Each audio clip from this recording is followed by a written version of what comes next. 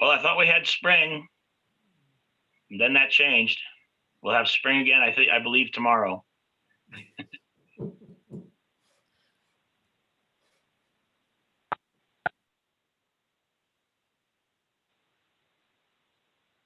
Yeah, we just got a couple minutes here.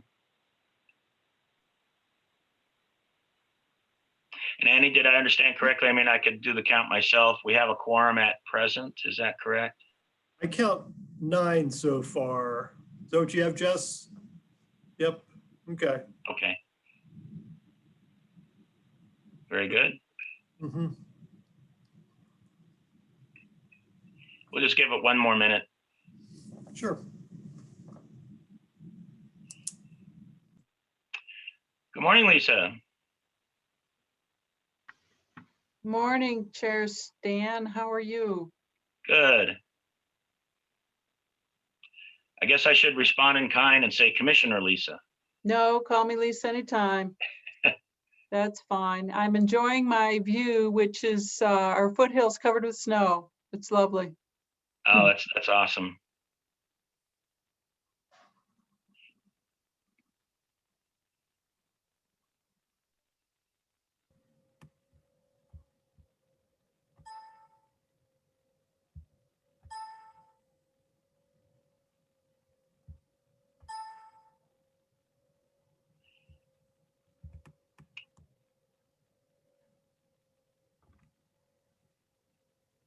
All right. I think at this point, I'll go ahead and start. So at this point, I'd like to call PPACG meeting today, 12 May at 9 a.m., our standard meeting. And we have an agenda here. This is our official call to order at this point. If I understand correctly, Andy, we do have a quorum.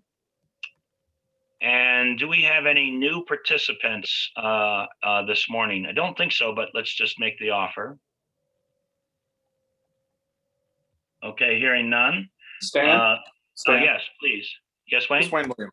I wanted to introduce the 2 people. I don't know if one of them is able to join us yet. We, as many of you are aware, had elections at the city, and we believe that regional organizations are important.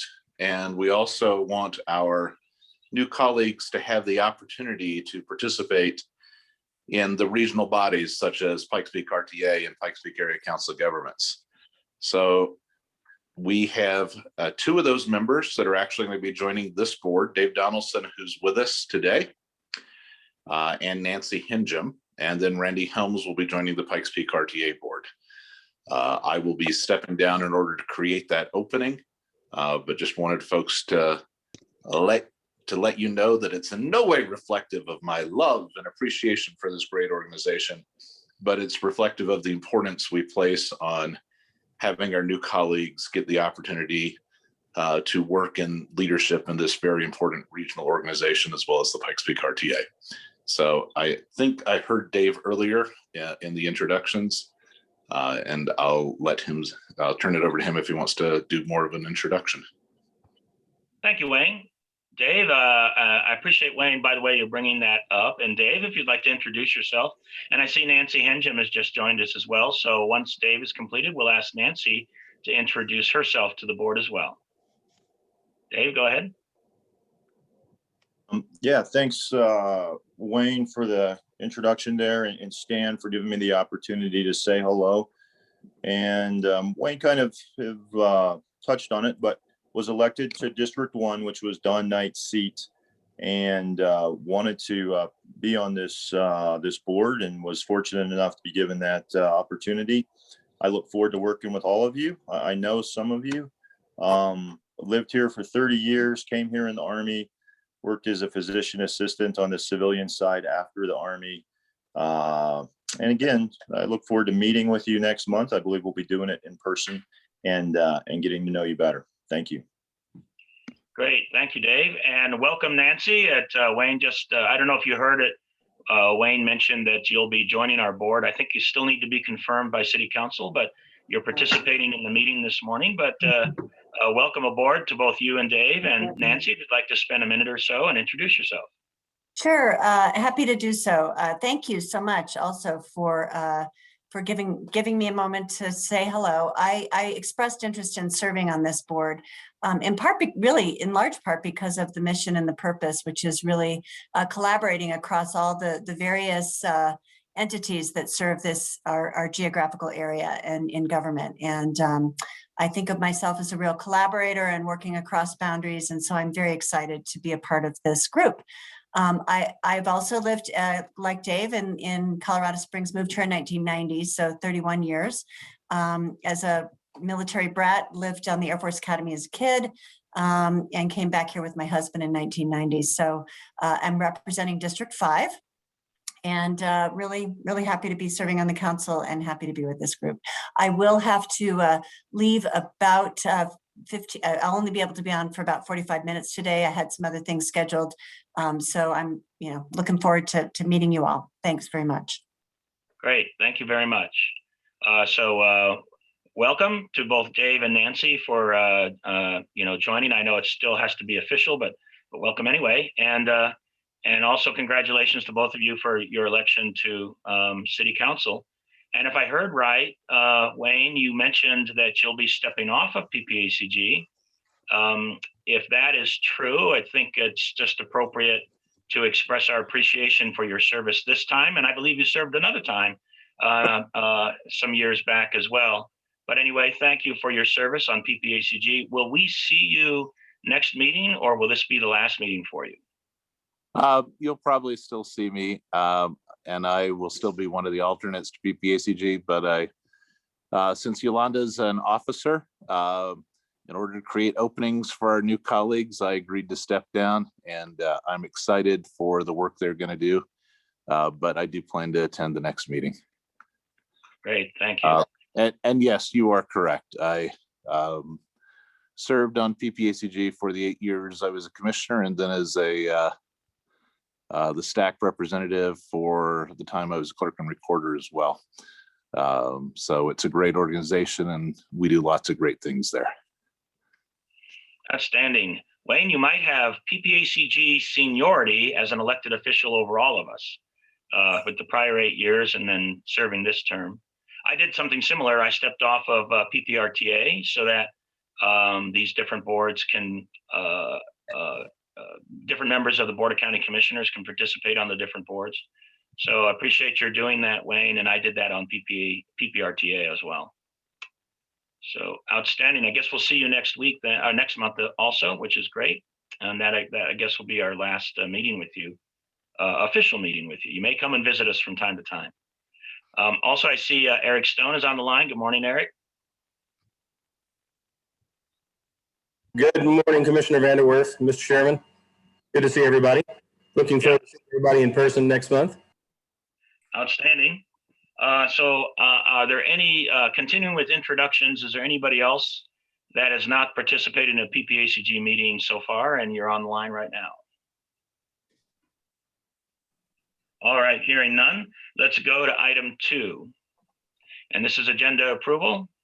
Standard procedure. So we need a motion and a second to approve the agenda, or are there any comments about the agenda? This is Yolanda. Move to approve. This is Eric Stone, second. Okay, that's been moved and seconded. Again, just open it up if there's any other comments or questions about the agenda. And hearing none, all those in favor say aye. Aye. Aye. Are there any opposed? Okay, that passes unanimously. It may be obvious. I do ask that if anybody's opposed, if you are opposed to something, please do speak up. That'll give us an opportunity to have a conversation about that. And it's a little bit easier to use both sides when we're on a Zoom meeting because it's not that easy to count votes on Zoom. I'm sorry? Thanks anyway. Okay, let's move on to number 3. Public comments and presentations, and the first one will be 3A, the Older Americans Month Proclamation. Let's go ahead and start with that. Jody, it looks like you might be speaking on that topic. Yes, sir. Good morning. Thank you, Mr. Chair. May is Older Americans Month, traditionally through every year. And this year you have in front of you a resolution that we're asking the board of directors to sign and support. I thought instead of reading the whereas proclamation, I'd share a little bit deeper. As I said, May is Older Americans Month, and this is an opportunity for us to highlight how older adults continue to make a difference in the world. Through joy or sadness, triumph or loss, our older friends and family are resilient, strong, and make our community thrive. Last year, the focus of Older Americans Month was making your mark, and it came just as the COVID-19 impacts were becoming even more apparent. This year, we are celebrating communities of strength. The Pikes Peak Area Agency on Aging, along with its partnering agencies, are proud to have the leadership of older adults to help guide the work in our region to ensure that people can age in place. During COVID-19, the Area Agency on Aging received additional funding, and with the major disaster declaration, was able to shift services to where seniors needed them most. We created partnerships with restaurants in Teller County to provide meals, with senior transit groups to deliver food and personal items in lieu of group meals. There was also the creation of busy bags, as well as vaccine partnerships with senior housing. We had Adopt a Senior at the holidays, card writing campaigns by seniors for seniors. We also had Veterans Helping Veterans programs and so much more. We could just go on. The list is vast. But the true strength behind these examples of resources and support shared with older adults is the dedicated leadership of our Regional Advisory Council and Pikes Peak Commission on Aging, made up of older adults themselves, who work together to make this difference. The Pikes Peak Area Agency on Aging is proud to celebrate the contributions of older adults across the region during this month of May, Older Americans Month. Thank you very much.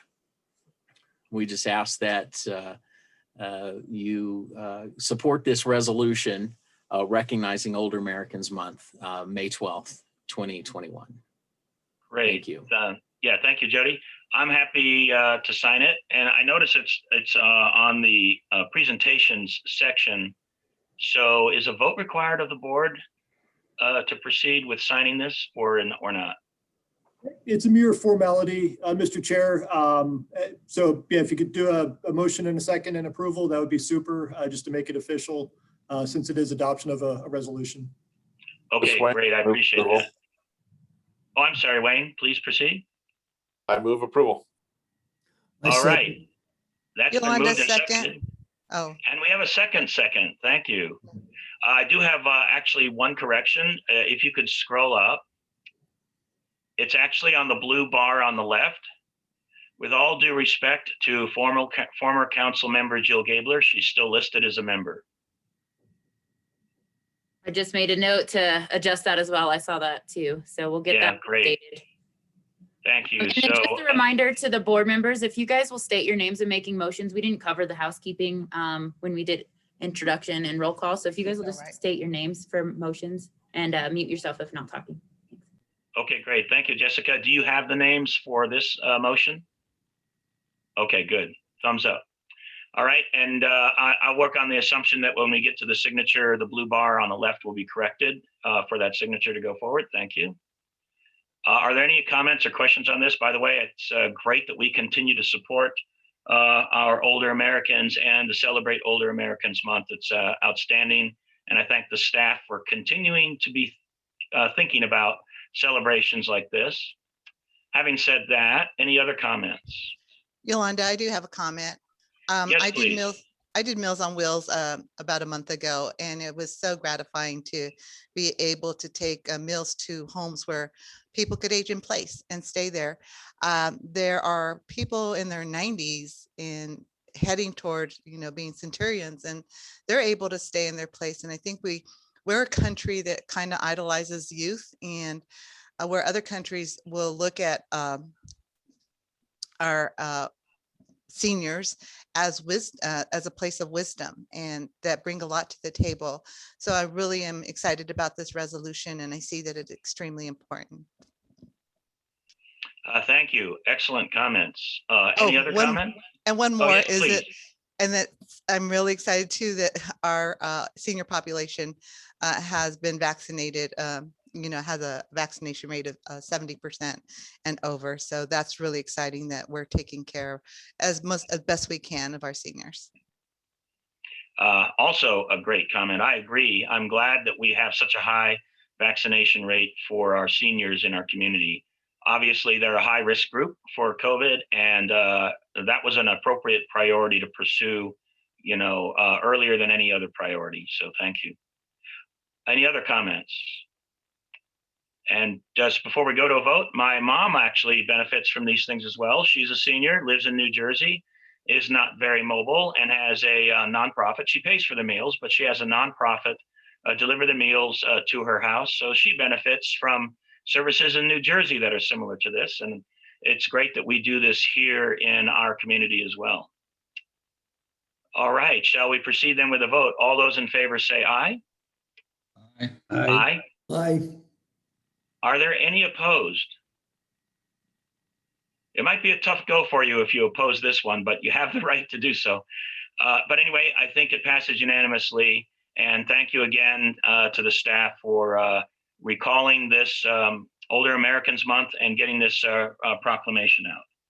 Let's go to the next item, 3B, the employee 5-year anniversary. And it looks like Casey will be talking on this one. Well, Actually, Barb Watson. Yeah, go ahead, Barb. Sorry. Good morning. I'm Barb Watson, HR manager. I have the privilege of recognizing Casey Partridge for her 5 years with PPACG. She started as a finance manager on May 3rd, 2016. I just want to give you a couple of highlights of things that she's accomplished over the last year alone. The pandemic has been a very difficult year for everybody, and Casey has contributed to the success of our organization. Casey and her team helped to distribute the COVID relief funds for the AAA, which you just passed the proclamation on. That was one of the items you mentioned. And she also worked, her and her staff worked on distributing funds for the Small Business Relief Program. When our organization was faced with closing our office last year, she found funding for the IT upgrades and equipment that we needed for our staff to work remotely. She's done many other things, but for the sake of time, I'll stop here and would like to acknowledge and recognize Casey for her great service to PPACG in the community. Thank you, Casey. Thank you, Barb. Great quick rundown. I guess before, we might personally thank Casey. Are there any other testimonials on things that Casey has done that you would like to recognize? Mr. Chair, this is Andy. Casey and her finance team just do an amazing job. We've got the audit on the agenda a little bit later, and we will never have a bad audit as long as Casey is running our finances and running the shop, and just extremely professional. They just do an amazing job, and we couldn't do all the stuff that we do as far as our program work without the support of Casey and her team. So just really appreciate everything she does. Mr. Great. Chair, Yes, Mr. Wilson. I'd just like also to comment on that. As treasurer, I've worked with Casey, and she does one of the best jobs of explaining where money is going and what it's for in detail every time, so there's no questions asked. She's gone to the point of meeting me here up in town to get things done, and truly appreciate her efforts. Thank you. Outstanding. Any other comments? Stan, I think I had my hand up. It's Yolanda. Oh, my apologies. Go ahead. That's fine. I was able to work with Casey as a treasurer last year, and it was amazing. I look at things in a different way. It's all in my head, right? But she was able to organize the finance report in a way that I could visualize it. I think somebody needs to mute, right? In a way that I could understand. She's very patient and just really knows her stuff. So I'm really grateful that she's been with us for 5 years, and Keep up the great work, Casey. Awesome. Wow, another outstanding testimonial, Casey. Any others? This is Sharon. I have from Fountain. I have my hand up too. Oh, it's interesting. I'm sorry I'm not seeing the hands up and I'm not quite sure why, but please proceed. Okay, well, I also was treasurer for 2 years and I'd like to give Casey a shout out. I know you guys are going to be really surprised, but I asked her a lot of questions. And I just really appreciated her patience and not taking that as I was challenging her what she was doing. I was just asking for clarification and trying to understand the process. So not only is she a great accountant for us, a great bookkeeper, but she also is a great teacher and has patience for those of us who don't do this for a living. And really, really appreciate that. So thank you very much. Thank you, Sharon. And I see the note from Wayne Williams. If I look at the participant list, I did just go over there just before that comment, Wayne, and looking for the hands, and I don't see any other hands up, but I'm willing to also just open the floor if anybody else would like to provide additional comments. All right, thank you. So Casey, I'll just express my appreciation as well.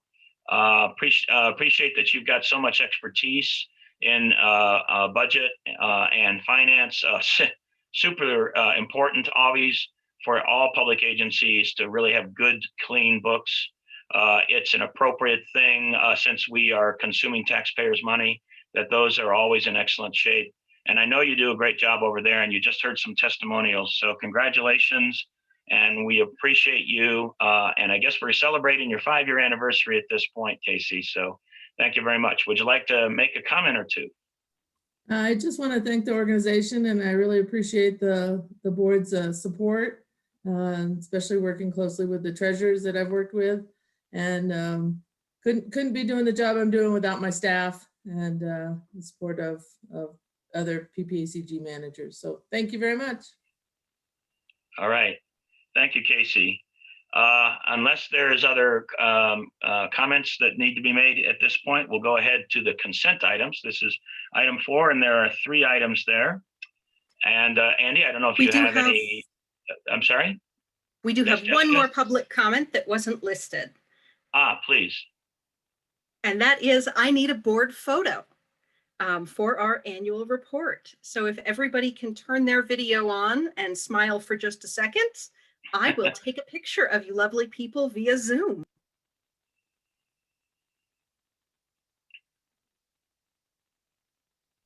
I'm going to give it just a few more seconds so that I can get your lovely videos.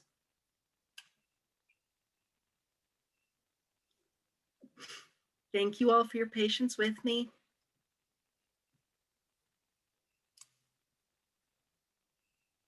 Okay, I'm going to assume that's everybody. Oh, no, I still got some coming on. Okay, so if you would all please give me a second and smile. Picture 1, picture 2, and 3. Okay, thank you all very, very much. All right. Well, there you go. A Zoom group photo. Anyway, thank you very much for that. I guess maybe I should ask Andy, are there any other public comments or presentations for item 3? No, I think that's pretty much it, although there was maybe one more introduction. And I understand that Senator Hickenlooper's office has a representative here this morning. Misha, if she'd like to introduce herself. Hey everybody, can you hear me? Yes. Yes. Hi, sorry, I'm having some tech issues today. But hi everybody, my name is Misha. I work for Senator Hickenlooper. I am the representative from Colorado Springs, and I also do state scheduling. I'm super happy to be joining y'all this morning, and I can drop my information in the chat. I'm here to be a resource and to listen, and obviously to make sure that anybody who needs a connection to our office has one. So thanks for having me on today. Again, my name is Misha, and I'm so happy to be with you. Great. Thank you very much for introducing yourself. Are there any comments for Misha from Senator Hickenlooper's office? It's great to have you here, Misha. It's Misha Smith, right? Hi, Yolanda. Yes, ma'am. Nice to be here. Welcome. And Misha, I'd like to just offer an opportunity for us to get together. It can be over coffee. I can come to your office or what have you.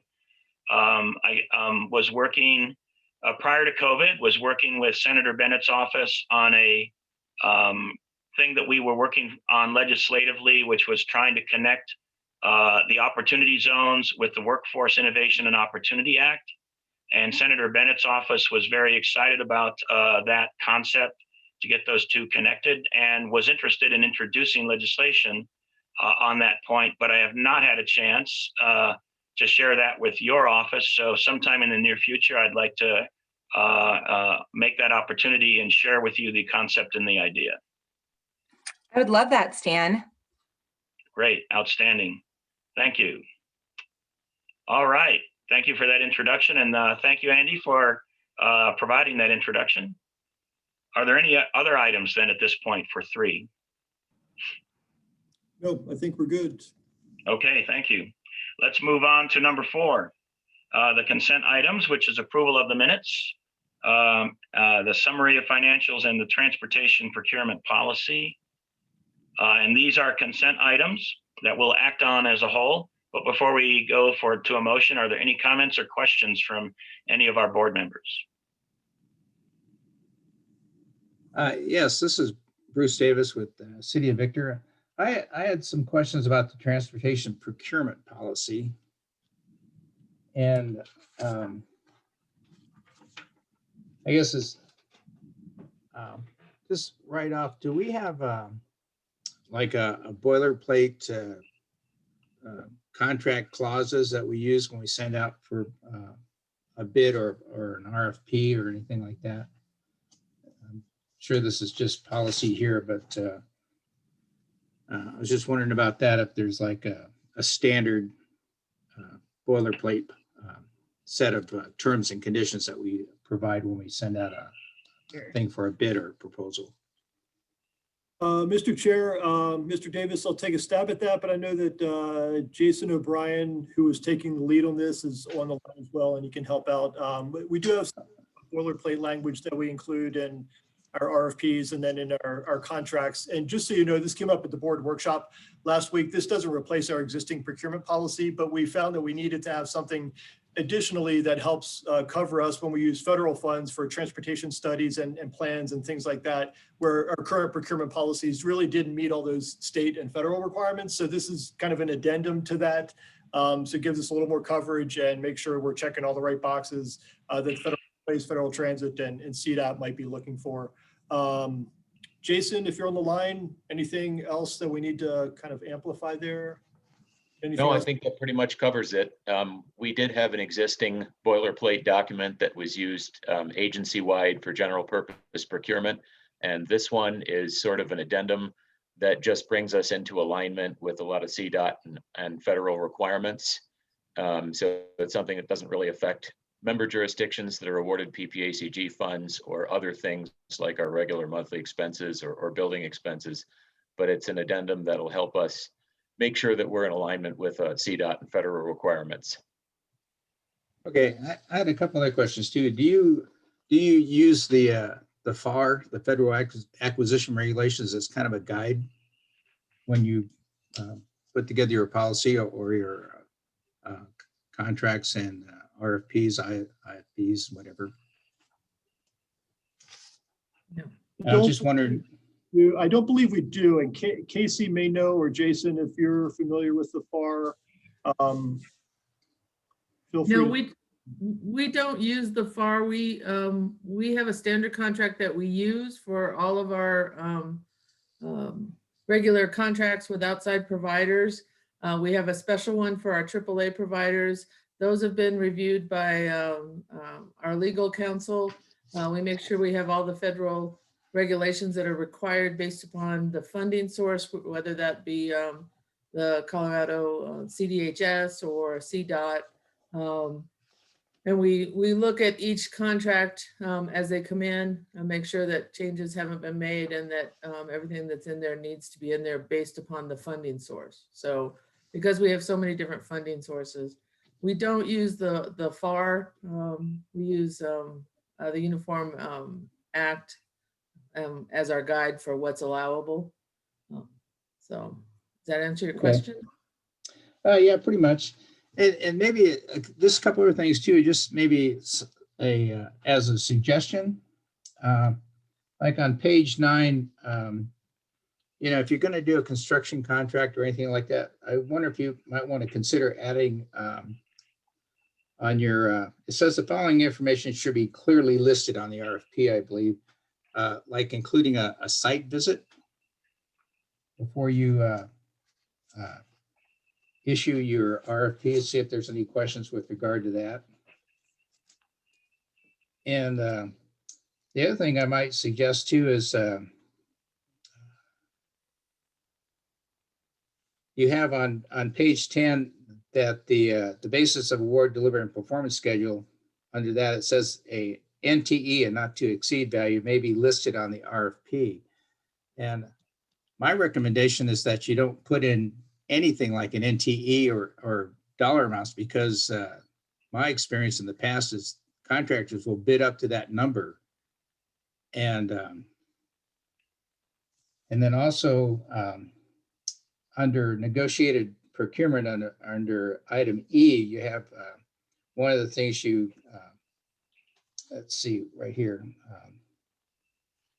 As far as negotiations, this type of contract, that should be in the RFP and that should be determined up front. Yeah, I don't think you should be negotiating the type of contract after you receive a proposal. And if there's any questions, then you ask for a BAFO, a best and final offer. If there's any changes or updates that need to be done after you do your negotiation. And then one other question too was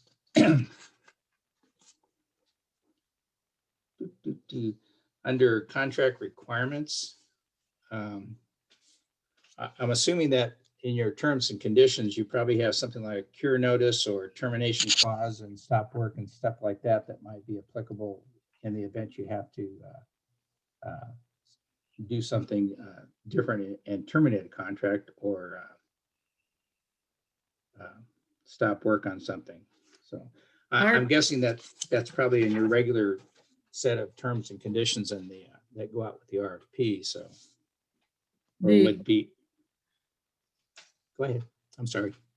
The contract does state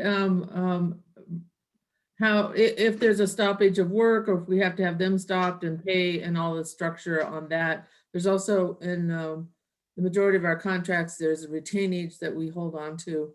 Yeah, and those are typically in cost reimbursable contracts too. So yeah, for retainage. Yeah. Okay. I'd also point out, Jason O'Brien, PPACG planner again, that, well, you must know a lot about this. You must have done this for your business, because this is just like some of the conversations we've had with CDOT. And what several of these issues boiled down to, and I've been learning a lot about this the past few months, is that there's a big difference between what CDOT normally does, which is construction contracts, and what a regional organization like PPACG does, which is overwhelmingly, if not exclusively, proposals for consultant services. And so that's been a difference that we've been exploring. For example, site visits would be one thing that CDOT would inevitably do for construction, but it typically is done for RFPs, creative proposals for consultant services. And so there are a number of procedures that come into play for bidding for construction contracts. But for proposals, we really want creative ideas, maximum value. They're not really commodity contracts. And there's a large area of debate also behind whether or not to exceed dollar amounts, which again, I think is something that is a big factor in bids when everybody knows exactly what the end product should be versus a request for creative proposals when there's not a lot of certainty about how the process should go. And that's really what we're asking the consultant to provide. And anyway, it's a little bit of a different thing. Yeah. Okay. All right. That helps too, because I was when I was looking through it, it looked like you were doing mostly stuff for construction and At least That's been a big area of confusion as we've gone through this, because I think, Yeah. again, normally CDOT does a great job providing our oversight, but there's a little bit of disconnect in that they normally do construction projects. And we don't do construction. We just do plans and studies. Okay. So we've spent some time figuring that out, but you had a lot of the same questions that they did that we've spent some time thrashing out. So thank you. Yeah, and I've done consultant contracts too. And I guess Sounds that's like it. maybe where I was asking the questions and got a little confused, because on the regulation parameters, it talks about, doing equipment construction services, except for employment of staff. So Yeah, it is. I Okay. suppose it's possible, but in the typical run of things, yeah, we're not doing bids and construction. yeah. Yeah, Thank you for the Okay. questions. great. All right, thank you. I appreciate it. That's all I have. So. This is Commissioner Stan. Bruce, just some brief comments from my point as well. The county doesn't follow FARs either. I have a lot of familiarity with them with my former military service. There's a lot of cases where they're just not applicable, excuse me, not applicable to local government. Now, there are other situations where if you actually look through the contracting processes that we follow and also what PPACG follow, a lot of the contracting principles are exactly the same. It's just the manner in which those principles are implemented. And to the point about not to exceed, I'll just make this point. It was interesting. We had an interesting experience just in the last couple of weeks in the county. We had proffered an RFP. We did not put a not to exceed. We got no bid. We reissued the RFP and put in a not to exceed number. And that was helpful to companies to kind of get a sense of the scope of what the work we wanted to do. And we got 3 bids with the NTE in the RFP. So, but we did start out initially without that. But sometimes it's to our advantage to add not to exceed contract numbers. Having said all that, you pointed out several items in the policy. And what I'd like to do is just find out if your questions were answered satisfactorily, or if not, if we might need to defer this item and give you more opportunity to discuss this in detail, and maybe there's some changes that might need to be made. So Bruce, I'd like to know if your questions were answered. Oh, I think so. Now that I understand that it sounds like it's going to be mostly just for consulting type services. And I think I'm good to go there. So. Okay, thank you then. And I think Holly, did you have a comment? I think I saw you come up just a second ago. My comment, hold on. Oh yeah, there we go. I was just going to comment and say, I was missing what you said. If we're not comfortable with the policy, maybe we could approve A and B, and I would make a motion to that. And then if we needed to wait on C, unless Bruce is ready to approve that one. And I think I just heard from Bruce, he's ready to proceed with C, but let's just reconfirm that. Yes, I'm good with that. I'm good with the answers I received. Okay, thank you very much. Commissioner Williams, then I would move approval of our consent agenda. Very good. And this is Bruce. I'll second. All right, that's been moved and seconded. Are there any other comments or questions? And Bruce, I appreciate you bringing up those points. It's always important that our board members ask those questions when they have them.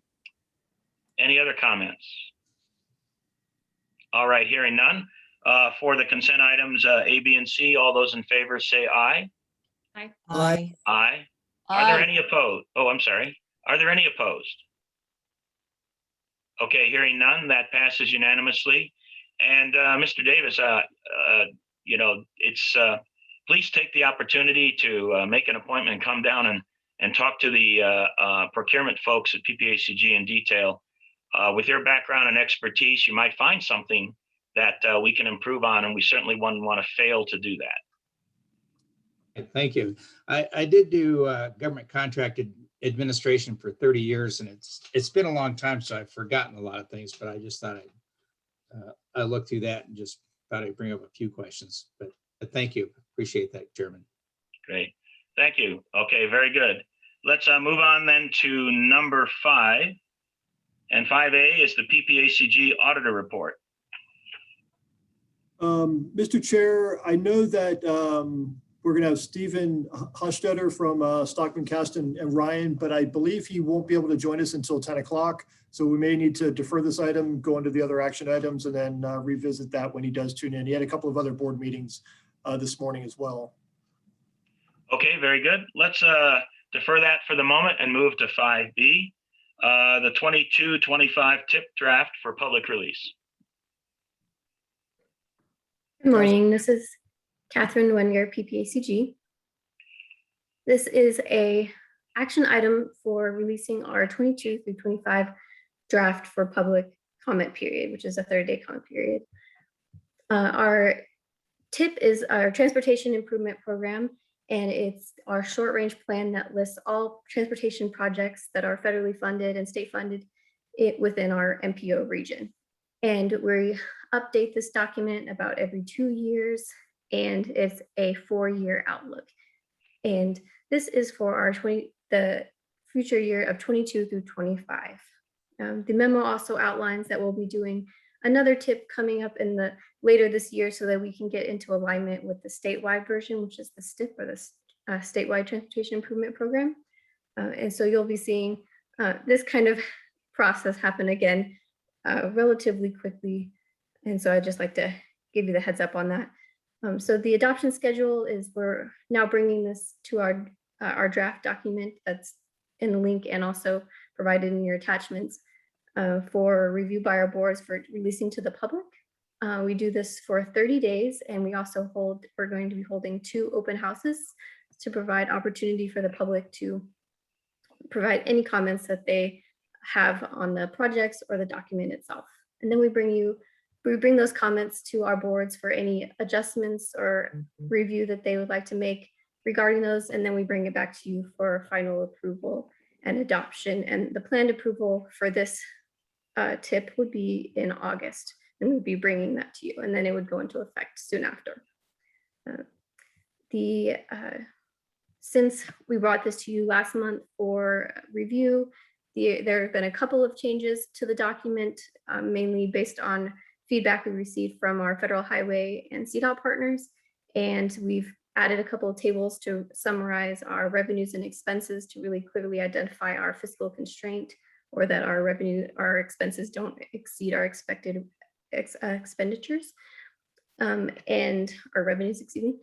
And we also added a more summarized version of all the projects that are in the tip, so that there's a summary report, and then in the appendix there's actually a more detailed report of each of those projects. So we just made things a little bit more clear and updated the website to make it more user-friendly for the public as well. So as soon as you release it for the public review, it should go out to the public and be available starting tomorrow. With that, I can take any questions. Great. Are there any comments or questions on this item, item 5B? Very good. I see the schedule up here, and I think it's pretty clear cut.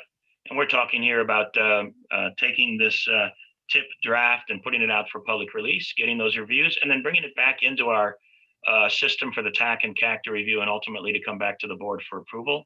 Standard procedure, standard process. So with that, and hearing no comments, other comments, I'll entertain a motion for this item.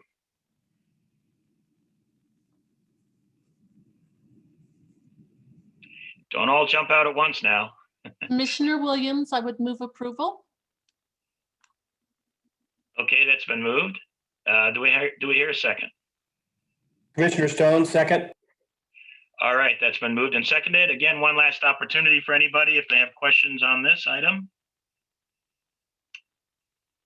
And hearing none, all those in favor say aye on this is for 5B. Aye. Aye. I see some thumbs up as well. Are there any opposed? All right, that passes unanimously and is now approved for public release and review. Let's move to 5C, TIP policies and procedures, document update. Hi, Catherine Unger, PPACG. This is a document that we maintain throughout our TIP process. It outlines all of the policies and procedures we use to create and develop our TIP document that you all just released to the public. And we update this typically with each new TIP just to make sure that all the policies kind of work with how we're currently developing the TIP. And we coordinate this update with our Transportation Advisory Committee or our TAC members.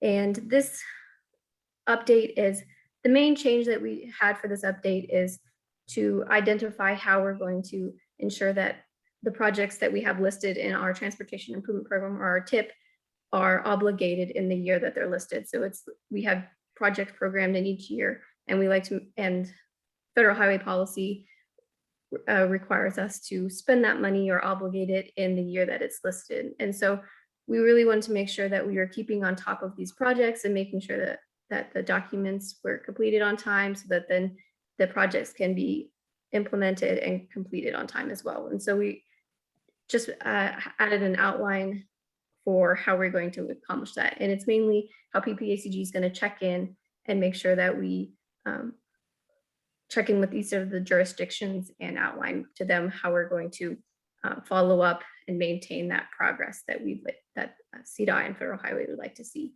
And so that's the only main change that we did to this document from the last time that the board has approved it a couple of years ago. And those are outlined in the document. And last month we brought you this for information, and now we're bringing this to you for requested action. And the attachment outlines the changes in red as well. And I can take any questions. Great. Are there any questions for Catherine? Okay. Hearing none, we have a few new board members, and we will have some new board members soon. I would encourage anybody on the board to reach out to the staff at PPACG, talk with Andy or whomever. And, if you want to learn more about our Transportation Improvement Program or any of the other policies or activities that PPACG is doing, please make that appointment and go in and get a presentation about it. It'll always be of great benefit. And you may find some things that would be useful that need to be modified in going through that process. So thank you for that. At this point, then I'll entertain a motion for anybody on this item. Commissioner Williams, I'll move approval. Don Wilson, second. Okay, that's been moved and seconded. Are there any last comments or questions on item 5C? All right, hearing none. All those in favor say aye. Aye. Aye. Aye. Are there any opposed on this item? All right, thank you. That passes unanimously, 5C. Let's move on to our Federal Roadway Functional Classification Update. And this is 5D. Hi, Catherine Wenger again, PPACG. This is an item that discusses an update to our federal functional classification of the roadways in our area. So PPACG's GIS staff and other staff recently completed a review of our MPO area functional classification system in our roadway. This is something that's required by Federal Highway and maintained by CDOT to identify roadways that have certain levels of service and levels of traffic and that sort of thing. So it identifies it based on how the roadways function and how they serve our region as a whole.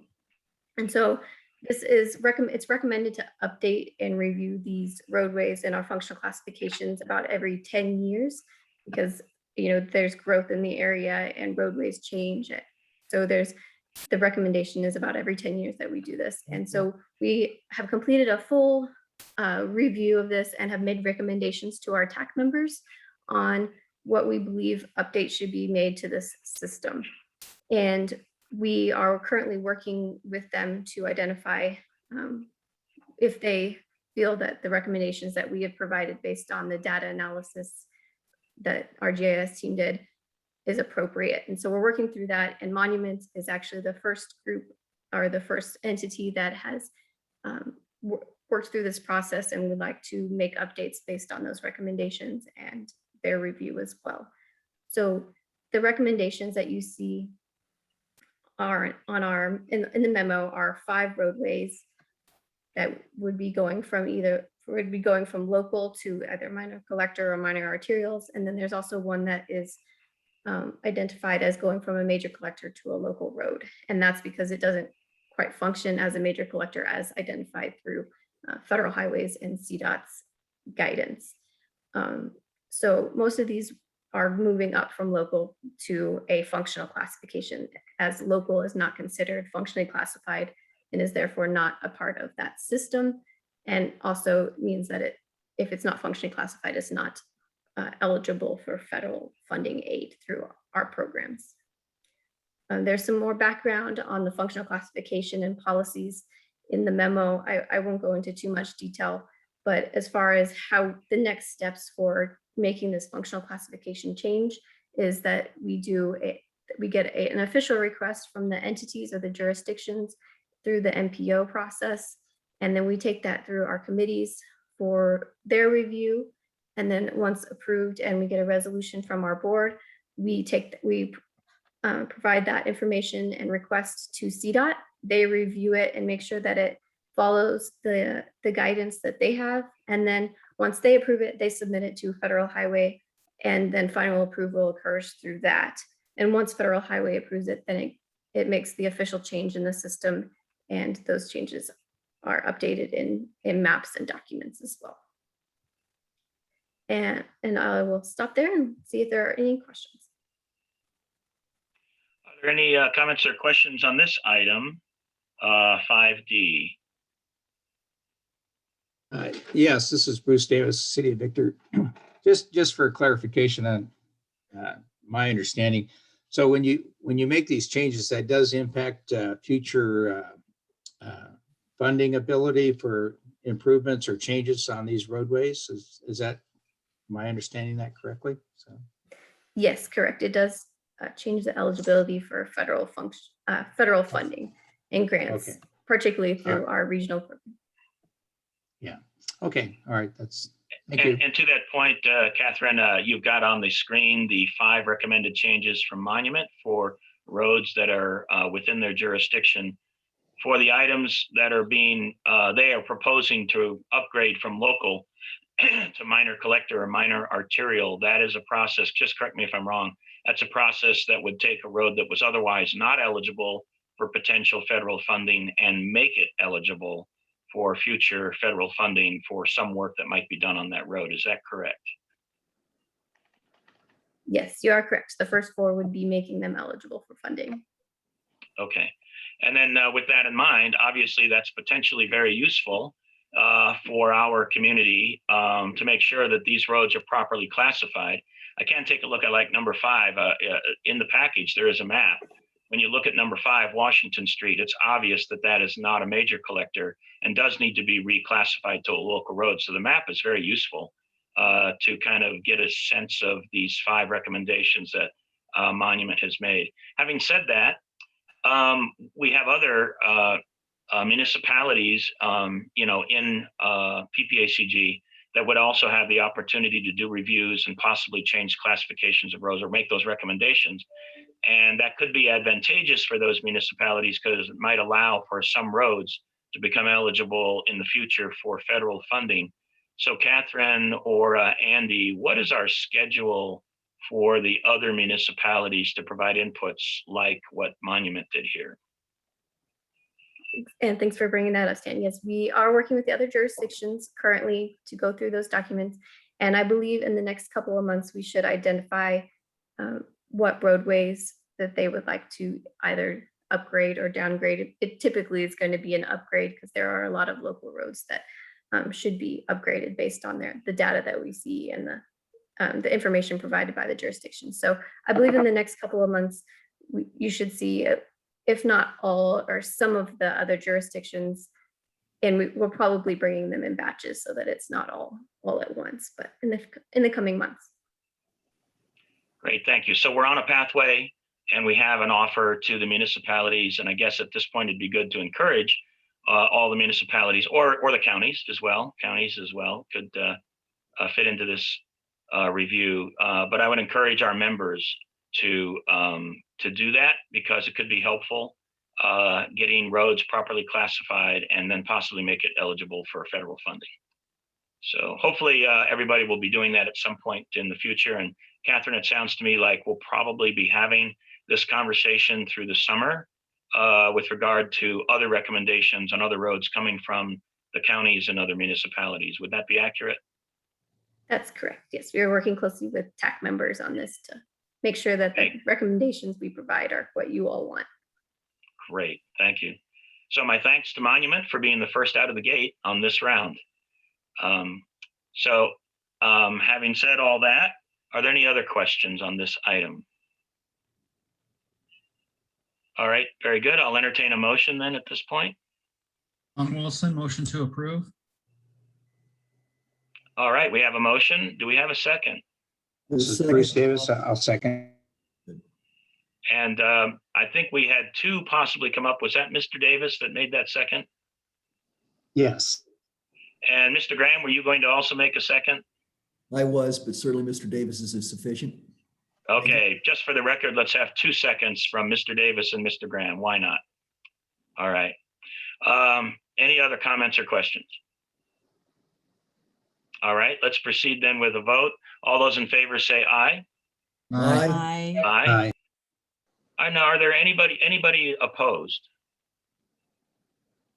And hearing none, that also passes unanimously. So at this point, Andy, do we have the person that can provide that auditor report for 5A? Casey and I we're on the lookout, but he has not joined us quite yet. I know he's got a time constraint and can't stay too long, but we could get started with the legislative items because I know there's a number of bills that the board's going to want to work through. But if we see Steve jump in, maybe we have him present between bills that you're considering. If that. But we can get started with the legislative. We can get started with the legislative item though. Okay, with the board's indulgence, then when that gentleman becomes available for 5A, we'll discontinue the legislative conversation temporarily so that he can describe for us that auditor's report. And then we'll go back into the legislative discussion. But let's proceed at this point for 5E on the legislative update.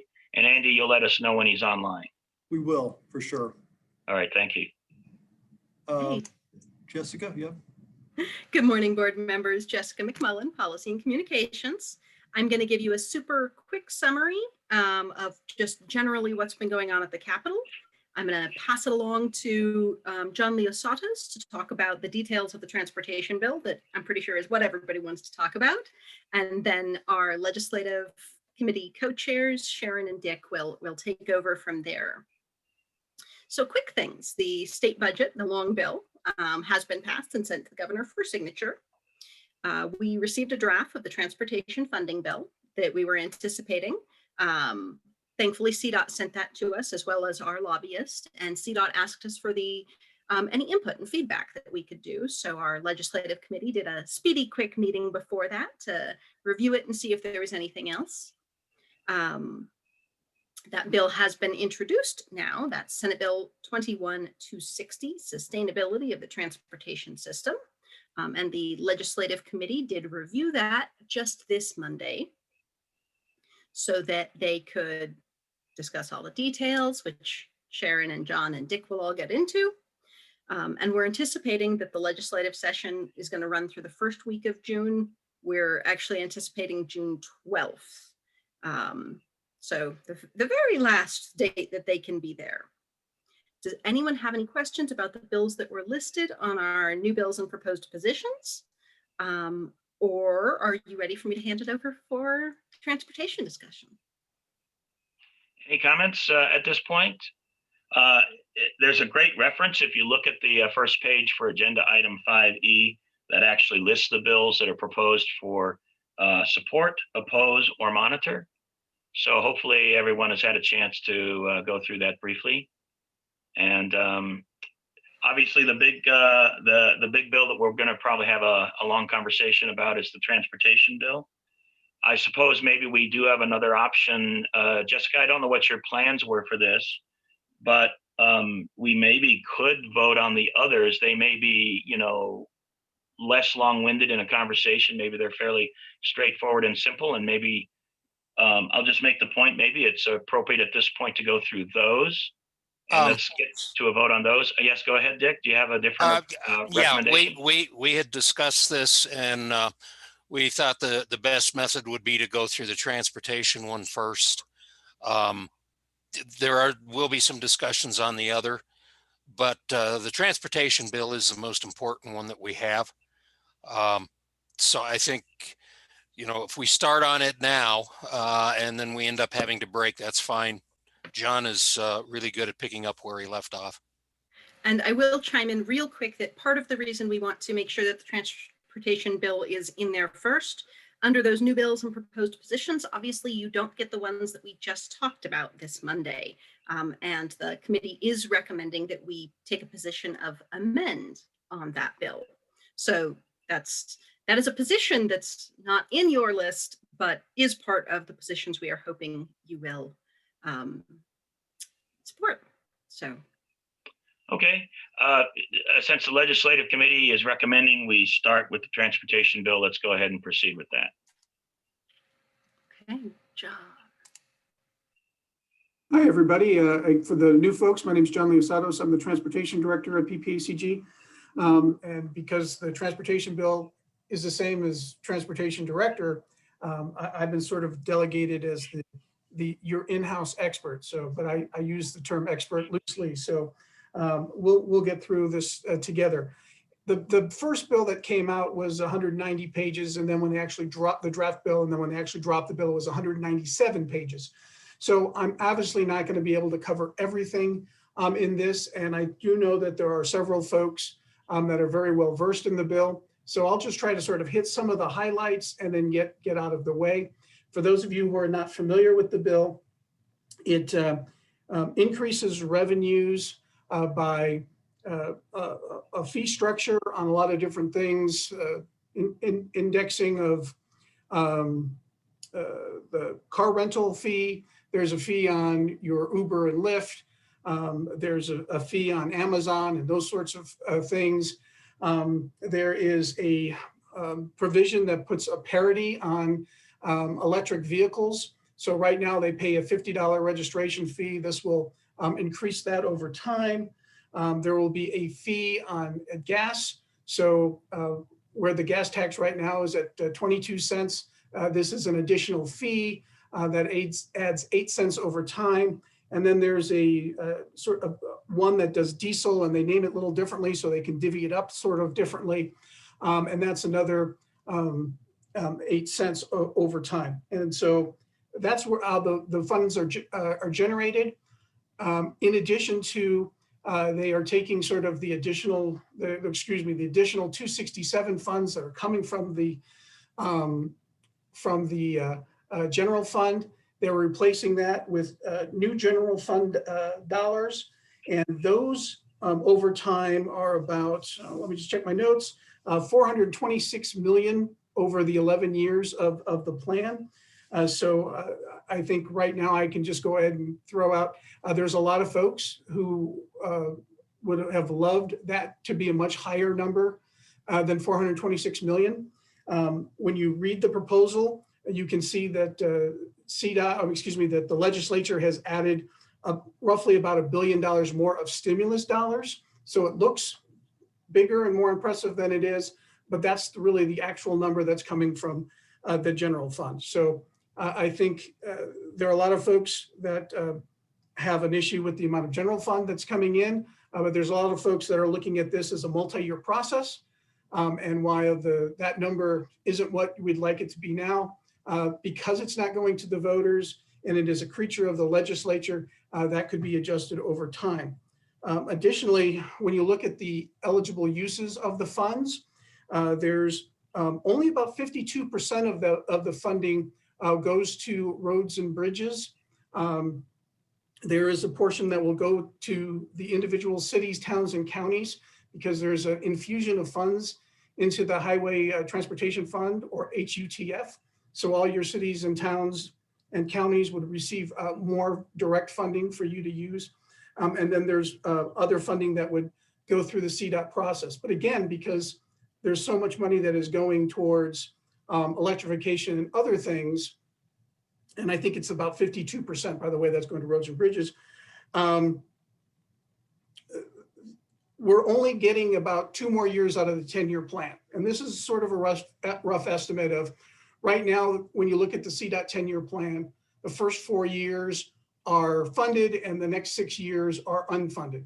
This would sort of shift that. So now we'll be seeing 6 years of funded projects and about 4 years of unfunded projects. So it doesn't completely pay for all of the CDOT 10-year plan. And then again, back to the 1/3 of the funds go to electrification. I think, and again, on the positive note, that sort of brings us along to understanding that the industry is moving towards electrification and gives the ability for the state to put in that infrastructure. That being said, I think, again, looking at this long term, there's only so many electric vehicle charging stations you can build. So then there's the ability after the infrastructure gets established, does those fees go away in future legislative sessions, or does it get redirected to roads and bridges? So that's something to consider. But again, I think that's on the converse side of that. I think a lot of people would like to see a little less spent on that and a little more on actual infrastructure. And we'll leave that up. I'm sure there's lots of you who have an opinion on that, so I don't need to go too far down that road. And then finally, I think one of the major issues of concern for a lot of us is Section 28. It basically has language in there that says that MPOs are going to do modeling for induced demand and greenhouse gas, and we're going to get greenhouse gas budgets.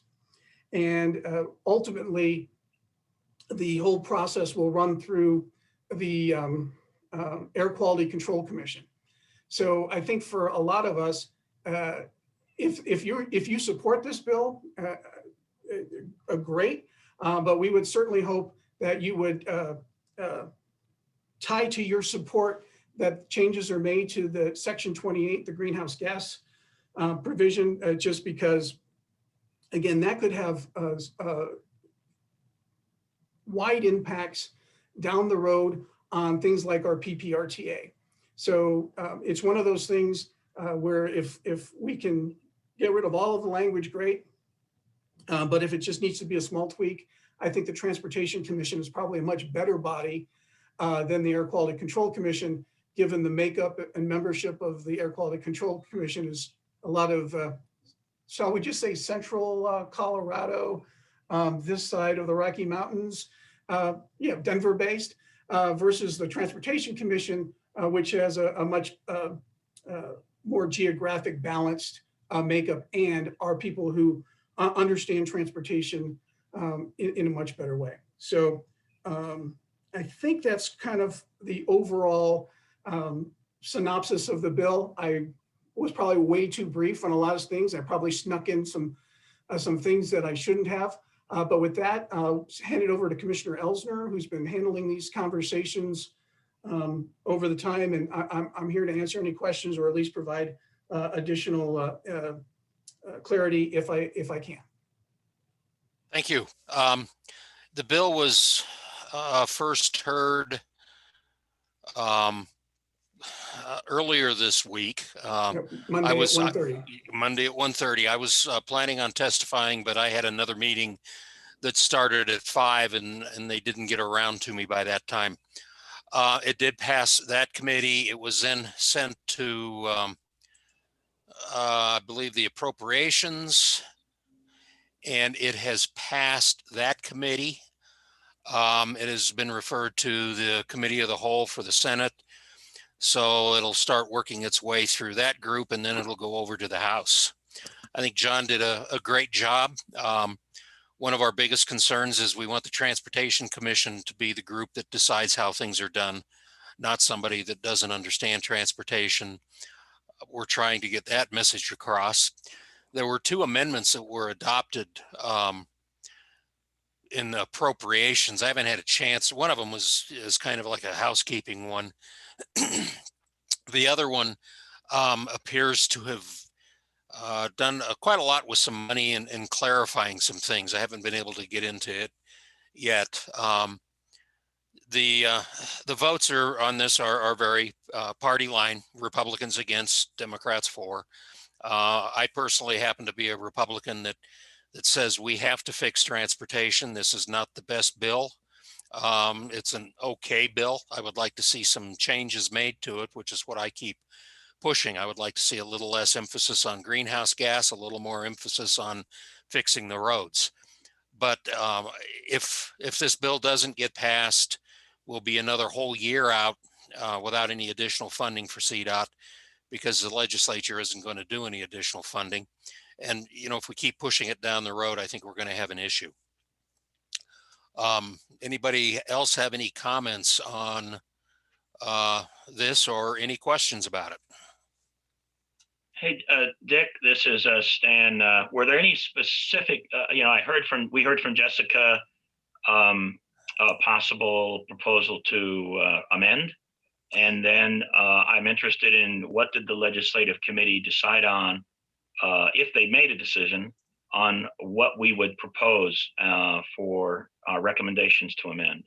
Did you get to that point? I think the recommendations were a lot of what John talked about. We need to clear up section 28, which is a little unclear. Does the Air Quality Control Commission have control over transportation, or does the Transportation Commission have control over transportation? That's one thing we would like them to amend. The second thing is we're looking for a greater contribution from the general fund into transportation, rather than, just saying we're going to increase some fees, we're going to add fees, we're going to do all of that and not really address it from the general fund. This is a great year for the general fund. It's got lots of money. Let's start moving some over this year. We can bank the money and then see what we can go forward. But again, that is a pretty tough lift. As I always say, there are consequences to elections, and one of the consequences to this last election was we really have no clout, no authority. We can't do much other than whine, complain, and point out why things should be better. Again, it's not a perfect bill. I don't look at it as a bad bill. I think it's an okay bill. And what worries me, or what I want to see, is an okay bill get through. Maybe we still can make it better. It doesn't look like we're going to have much chance in the Senate, but when it gets over to the House, maybe we can convince some people over on that side to clarify some things and put a little extra money into it. We don't know, but the transportation needs in Colorado have reached a critical level. Our roads really are falling apart, literally. We do have some real issues with capacity in some areas, and that's where we've got to start working on it. Anything the legislature does this year can be changed next year. If they don't want to change it next year, well, maybe there'll be a different outcome from the election and it can be changed the following year. But if we don't start funding things now and we wait for that change to happen, it could be that the change takes 8 years to happen, and now we're 8 years further down the road without additional funding. So that's kind of the position I think the legislative committee took. Was we aren't supporting the bill, we aren't opposing the bill, we're seeking amendments to the bill, and we'll just leave it at that. Yes, thank you, Dick. I guess maybe just some points of clarification, because I want to make sure I understand what the legislative committee is specifically recommending, to what degree and so forth. And then, of course, I'll open up the floor for comments. But on the first recommendation, which was to have the Transportation Commission make decisions about transportation versus what this bill, I think, is proposing, which is an Air Quality Commission. So what does that mean as far as how we would recommend amending the bill? Well, I don't know if the legislative committee got that specific or not. This bill, it doesn't really say the Air Quality Commission is in charge. It says the commission. So it's a clarification when it says the commission needs to do this to make sure it is the Transportation Commission. So it would be, changing the bill from just saying the commission needs to review this to say the Transportation Commission needs to do this in consultation with the Air Quality Control Commission. So, we want transportation driving it. We aren't going to get Air Quality Control Commission out of it. But if transportation's driving it, I think our outcome, as far as, I'm concerned on the transportation side, would be better than if we just let the Air Quality Control Commission drive it.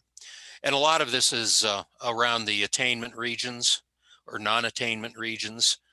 So, from my standpoint in Park County, I don't care. We're always going to be in attainment. We don't have enough people up there to flip the other way. But from the Front Range in your area, I really would prefer to have the Transportation Commission decide what is best. One of the issues that we worry about is that, they talk about increased capacity and it having an adverse effect on air quality. So is that going to delay projects getting started because we're going to have additional studies to be done on the environmental impact and all of that? And the Transportation Commission, they've already done a lot of this. And, are you looking at, gee, you might have a few more cars on the road versus all the cars on the road are just going to be sitting and idling? Because that is the worst. Cars are the least efficient as far as pollution when they idle. So it's, get the Transportation Commission in charge and driving the bus, and have air quality as part of the group riding along and trying to make sure it's a good project. Okay, thank you. And Dick, I'm going to just kind of go down the line just to make sure we have an understanding about what the legislative committee, might be specifically recommending. And then, of course, we'll get deeply into the conversation. This is Sharon.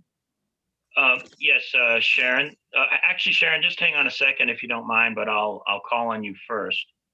On the section 28, is the legislative committee calling for its removal or modification? And if it's just modification, did they get specific on that? Jessica, can you pull up section 28, page 96 to be very specific on the bill so we all know and understand what we're looking at? And possibly it's at the bottom of page 96. You can't do both at the same time.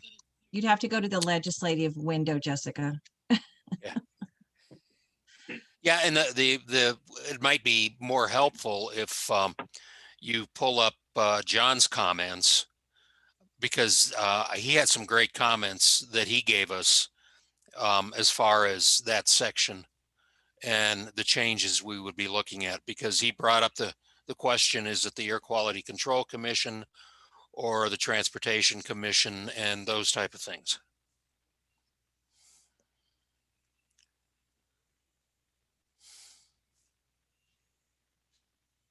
While we're calling those up, do we need to move to the auditor? Yeah, the auditor is here for item 5A. Is the board okay with us maybe discontinuing discussion on the legislative update and going back to action item 5A? Yes. Are there any objections from anybody doing that?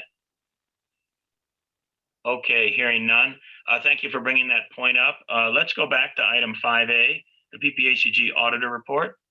And Andy, if you'd like to introduce our speaker.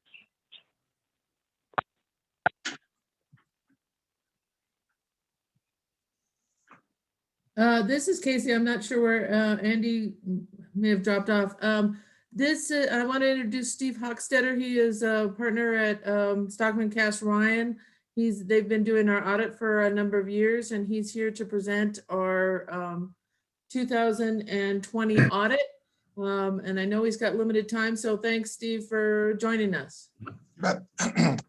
Thanks, Casey. Good morning, everybody. As Casey mentioned, I have kind of an awkward schedule here this morning, so I appreciate you being able to adjust your agenda a bit to fit in with my schedule. I'd like to just start out first by just saying thank you. Appreciate the opportunity to work with the organization. As Casey said, my name is Steve Hochstetter. I'm one of the partners with the firm Stockman Cass Ryan and Company. And with me is Lewis Malloy. Lewis is one of our supervising audit seniors, and Lewis was the individual who was responsible for the coordination and completion of the audit. I know you have a full agenda. We've been asked to take about 10 minutes to go through the audit report and governance letter, which, quite frankly, is really is sufficient time because the audit did go well. All of our communications are positive, so there's really no surprises.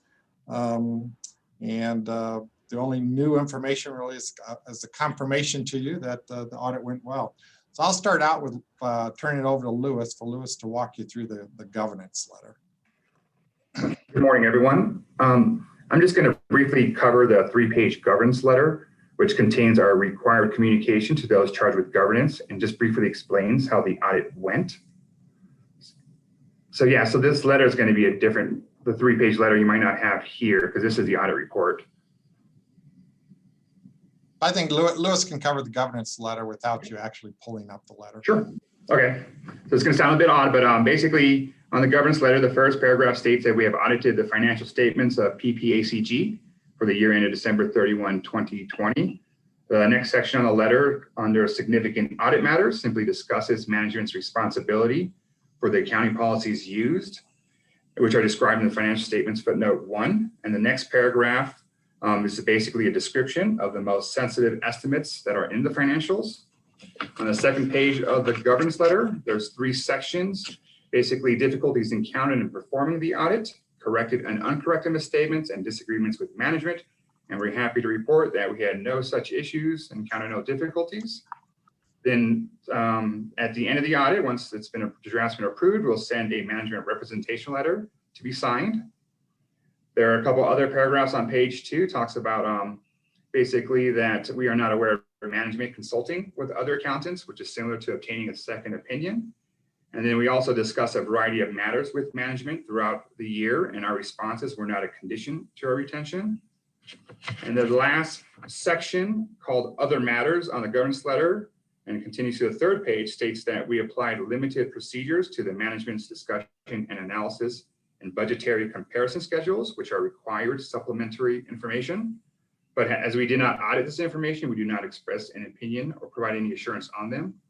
And finally, we compared and reconciled the schedule of expenditures of federal awards to the underlying accounting records and determined that it was appropriate and complete in relation to the audit of the financial statements. And that summarizes the governance letter. I'll turn it back over to Steve.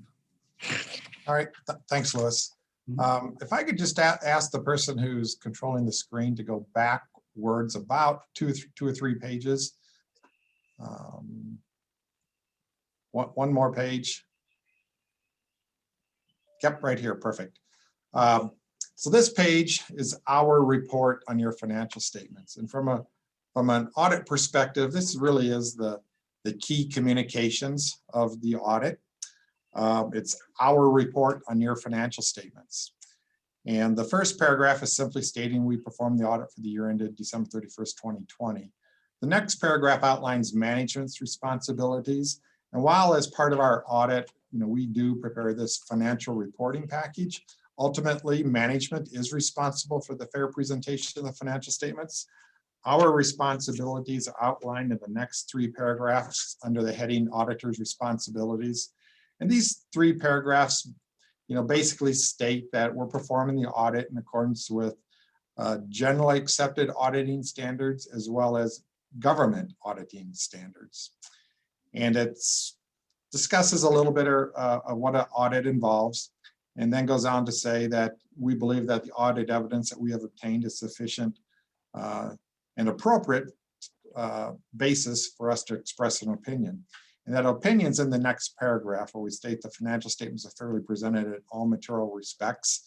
That's the highest level of assurance that CPAs give on financial statements. So as an organization, it's the type of opinion that you do want to receive. The report continues on the next page and just points out that there is some supplemental information in the report, and also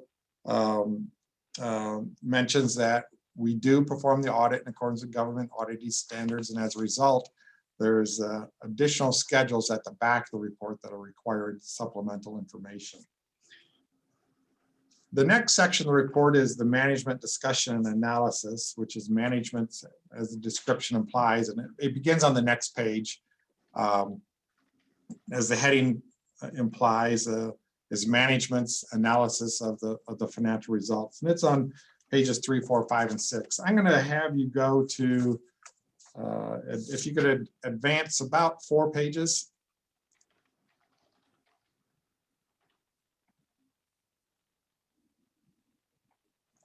One more.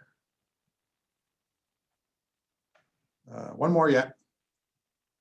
Right here. This page is a statement of net position. So it shows the assets, liabilities, and net position of the organization.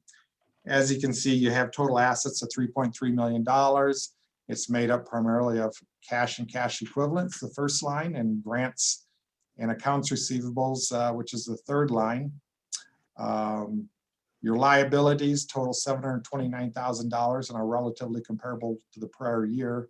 It leaves you with a net position, which is assets less liabilities of $2.6 million. If you flip over to the next page, is a statement of activities. This really is a summary of your revenues and expenses. The first 2 columns reflect your direct and indirect expenses. The next 2 columns, program revenues. And if you go to the third line from the bottom, the line that's titled change in net assets, right about where the cursor is, yeah. You have change in net assets of $53,000. So change in net assets is a governmental terminology for net income. So the organization did have a net income or a net surplus, whereas this is titled change in net position of $53,000. I'm going to jump you back now to basically the very end of the report. So if you could advance, it's probably roughly 20 pages.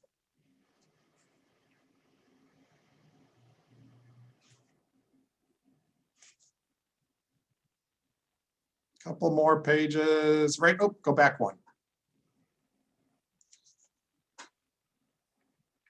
Go up one more right here. So this report, this page here is really a summary of the audit results as a whole. It's titled, Summary of Schedule of Findings and Question Costs. The first section discusses your financial statements and just simply points out we expressed an unmodified opinion on your financial statements, which I mentioned earlier. As part of receiving federal funds, you're required to have the audit performed in accordance with government auditing standards. So this section 2 or line 2 where it says internal control over financial reporting. As a part of performing the audit in accordance with government auditing standards, there are a report in here. It's 2 or 3 pages prior to this page, which really discusses your internal control over financial reporting. And the key communications in that report are summarized here, is that we did not identify any material weaknesses that are required to be reported or any significant deficiencies that are required to be reported. The next section deals with your federal awards. As you know, you do receive a significant amount of federal funds. When an organization receives more than $750,000 of federal funds, they're required to have an audit performed in accordance with what's referred to as uniform guidance. What our requirement is basically to test compliance with the major terms of of the federal awards, as well as to test your internal controls that you have in place to ensure compliance with those federal awards. And this section here, that's items 1, 2, 3, and 4 under the heading Federal Awards, simply pointing out that there were no findings, either material weaknesses or significant deficiencies. And the report that we express, the opinion that we express on compliance with major programs is the unmodified, which again is the highest level of assurances that we can give. And then the next section there, under item number 4, the organization's major programs, just simply spells out what programs we did in fact test. So that's really essentially, a high-level overview of the audit results. As Lewis mentioned in the governance letter, we had no adjustments to your financial statements, which I think speaks to the quality of your accounting process. I think it really leads to the fact that there, as a result of having a high quality of an accounting process, results in no findings, and puts in a position where you're better able to comply with your major requirements of your federal programs. So again, it's a quick overview. Does anyone have any questions? Are there any questions for Mr. Hochstetter or Mr. Malloy? Okay, hearing none. I appreciate the work that you did for us here. Looks like a great audit.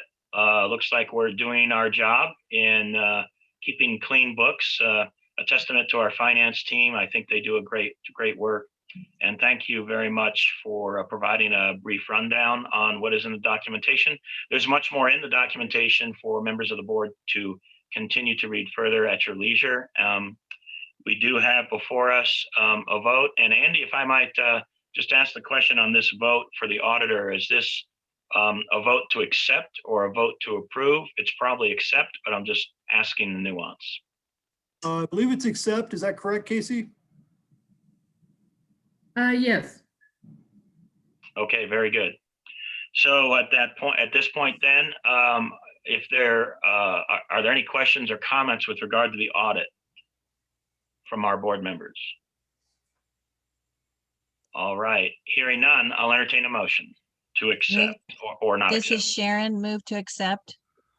This is Commissioner Stone, second. That's been moved and seconded. And again, one last opportunity if there's questions. And hearing none, let's proceed with the vote. All those in favor say aye. Aye. Aye. And are there any opposed? All right, that passes unanimously. Thank you again to the audit team for your work, making sure that we are doing our job correctly on the financial side of PPACG. And also a thank you to the finance team of PPACG for continuing to deliver excellent products that keep our books clean. It's important to do as a public agency, so thank you for that. All right, I do believe item 5A is completed at this time. And let's proceed back to item 5E, the legislative update. And my first question on the section 28 was a question about what the legislative committee may be recommending here. Is it a modification of 28? Maybe there was no specific recommendations. Is it removal of 28? And I'm just looking for some clarity. And then once we get through that, I'll have the exact same question for general fund, what was recommended or what is being recommended, and then we can get into the detailed discussions.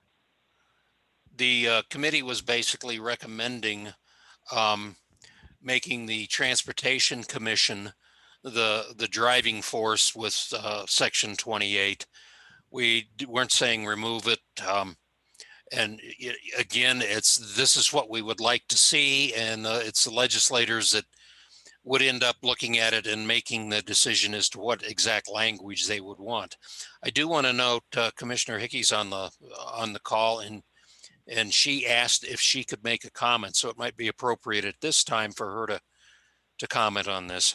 Yeah, if you might, Dick, I also responded, we'll give the commissioner and everybody on the board an opportunity to speak. I just want to make sure I know what the legislative committee is recommending. So it doesn't sound like there's anything specific about section 28 other than Transportation Commission versus Air Quality Commission, if I heard correctly. And then on the general fund, it sounds like there's a recommendation to better balance the money between the fees / taxes and general fund. Is there a specific recommendation from the legislative committee on that? No. There really wasn't. I mean, the feeling is that, with our lobbyist, Lauren, to go back and just talk about, we would like to see more money coming out of the general fund. I believe that's a position CCI is also taking, was they would like to see a better balance between the two. And then it's a case of, well, how do we achieve that balance? And, given what I'm seeing, during the hearing and everything else, I don't anticipate any changes in that this year. But that could be something then that, we could look for next year. But again, it's when we testify on these things, it's a subject that always comes up. We always make, our voice known that we would like to see more general fund money coming out of it or going into the transportation. And then, of course, if we can find someone who will sponsor an amendment to do that, that's what we look for. And okay, thank you.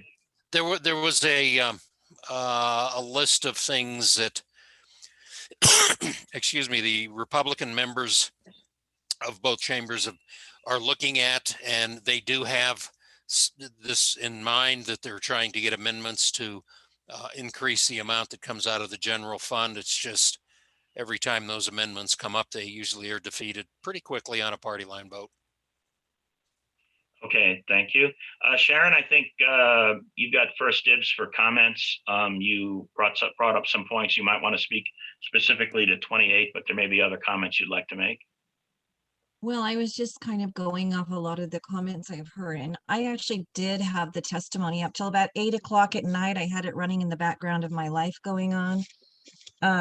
Very interesting to listen to a lot of the comments that were made. A lot of people calling in or testifying that they don't believe this bill actually goes far enough in greenhouse gas emissions, and they don't want to see any money used to expand roads. So it was very interesting to listen to all the comments.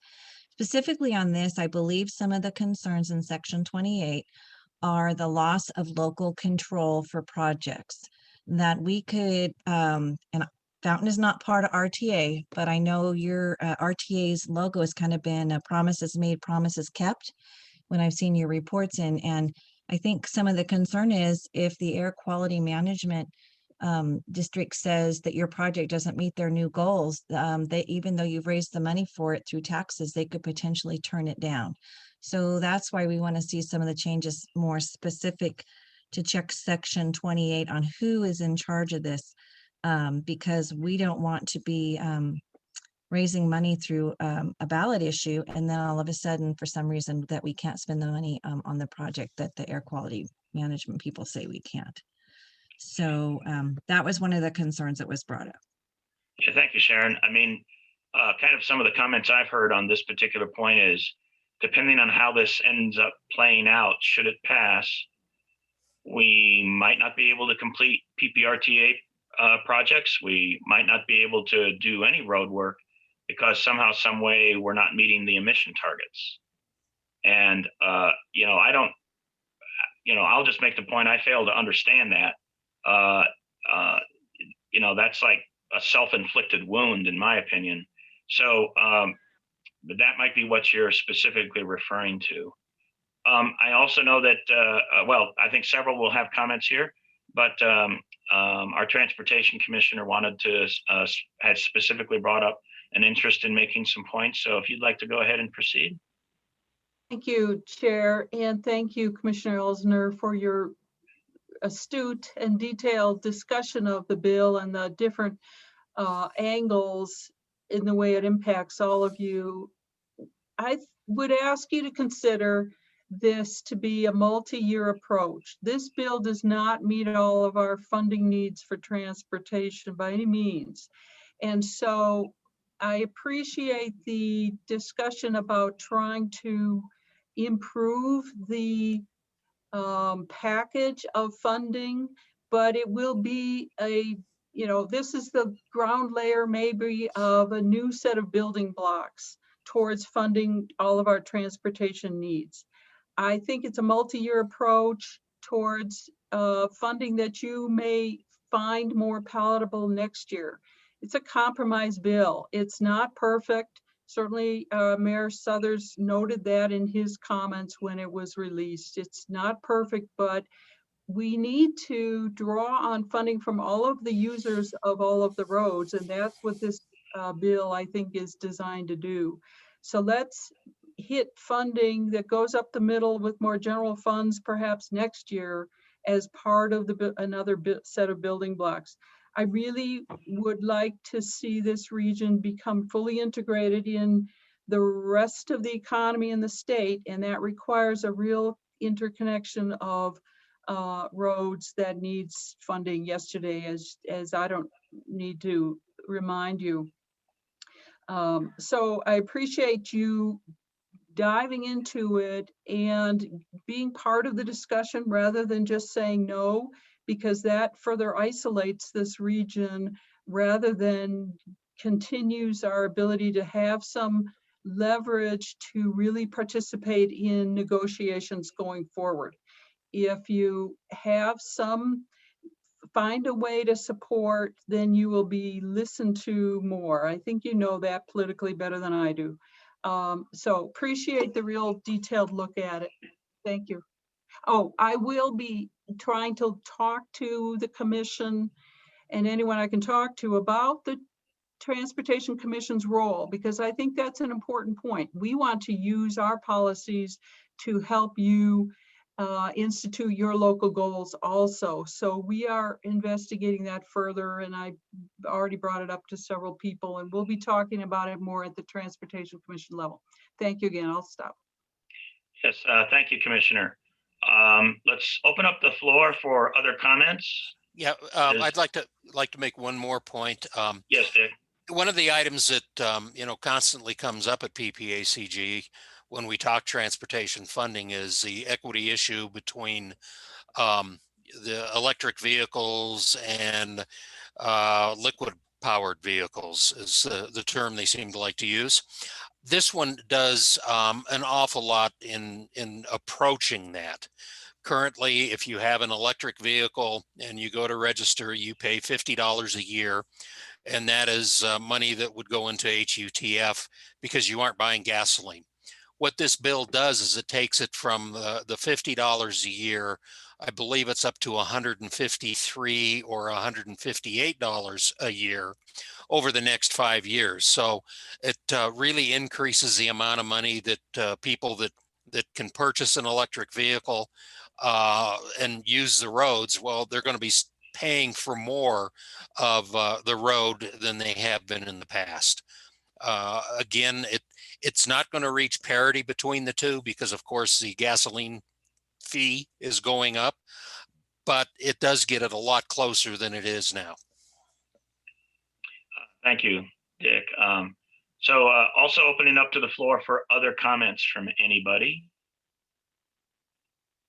And just for your awareness, kind of what I think I'm going to try to drive to, first of all, to see if we can get to an agreement to submit an amend recommendation. That is the recommendation from the Transportation Commission. I have my views about this bill. I'm not a supporter of this bill, but this board, we have to work together. So I think that might be the pathway forward for this board. And then to just kind of get a sense of, is there anything we specifically want to say as far as what we recommend as amendments? I think to the extent that we get specific with those, that maybe it's my own interpretation. It might be wrong, but I think being specific might actually be helpful for the legislators, because instead of a general amend comment, if we say something specific in the amendment requirements, they might be able to kind of work directly on that. So that's kind of where I'm driving to is, what do we want to specifically say if we take an amend position? So are there any comments on the floor on that point, or any other comments that anybody would like to make? Yeah, this is William Shaw, Representative Rama, if I may Yes, speak. please. Yes, Mayor, go ahead. Yeah, well, I'm Mayor Pro Tem, thank you. Now, as far as this is concerning with all the fees, that's added fees to people in the rural areas, there's a lot of citizens that are on fixed incomes and having troubles making ends meet as it is. And to add a bunch of fees just for the transportation so they can get back and forth to doctor's appointments, going and getting their meds and stuff, I think by putting a fee on it and not giving them the opportunity to have a vote on it is declining or denying them their right as a citizen to vote on anything that they have to pay for. So I don't think that putting fees on stuff like this is in any way constitutional and fair to the public. And a lot of the transportation issues in metropolitan areas like Denver, Boulder, and even Colorado Springs, that's where the higher traffic is, and that's where most of the maintenance and rebuilds are required versus the rural Colorado. I mean, Colorado's a pretty big state. We're one of the biggest in the nation. And there's a lot of roadways all over the place that are already adjusted to the transportation demands on those roadways. Making the entire state pay fees for the metropolitan areas is not fair to the general public. So I'm totally against using this fee thing, taking away the public's right to vote on it and agreeing to it. I'm just totally against it. I don't think it's fair to the general public in any way, shape, or form to add a fee and taking away their right of say-so on where their money has to go. Especially whenever you got so many people in the state that are on a fixed income, you're just telling them, oh, you don't have no money and you're going to have to pay more. I just don't think that's fair. Yes, thank you, Mayor Pro Tem. And I'll offer some comments on that point later as well. I think we've got some more hands up. Well, actually, before I continue, Bill, did you have any further comments? I think that does it for now. Sorry if I offended anybody. I have some pretty strong beliefs on that. I think it's important that we hear everyone's voice in this conversation. This is an important bill. Okay, Mr. Davis, City of Victor, I see that you have a hand up. And you are still on mute, just so you know. I'm sure you're working that. Oh, I'm sorry. I should have taken that off. Go ahead and proceed. What are your comments? Oh, I'm sorry. Let me lower my hand. My hand was up earlier for the procurement policy. That was what that was for. I'm sorry. I didn't take it off. Oh, okay, great. Thank you very much. Mr. Stone, I see you have a hand up. You have some comments on this? I do. Thank you, Mr. Commissioner. Commissioners here in Teller County did discuss this bill at length. We do strongly oppose it for multiple reasons. One of them obviously deals specifically with things that have already been talked about, which is that the legislature isn't putting enough of general fund dollars into transportation, that they're looking at significant surpluses over projected revenues, yet they still aren't willing to put funds into those things which people are telling them are most important to them, which is transportation, instead choosing to seek a $3.2 billion tax increase without a vote of the people. And that's the second part of this and I understand we're in the minority. I say we as in Teller County.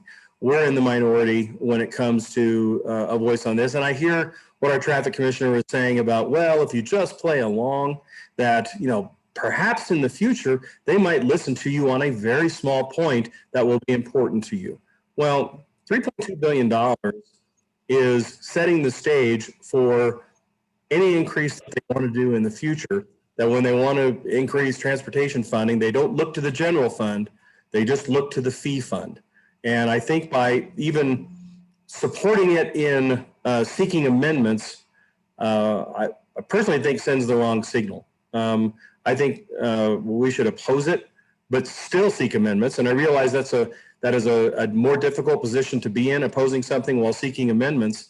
But, you know, I know here I was elected to represent the interests of the people of Teller County, and I know the people of Teller County strongly supported Prop 117, and I realize the governor and his lawyers and his accountants have been able to come up with a way that they believe that they can separate these new enterprise funds so that they don't exceed the 117 maximum or minimum that would trigger 117.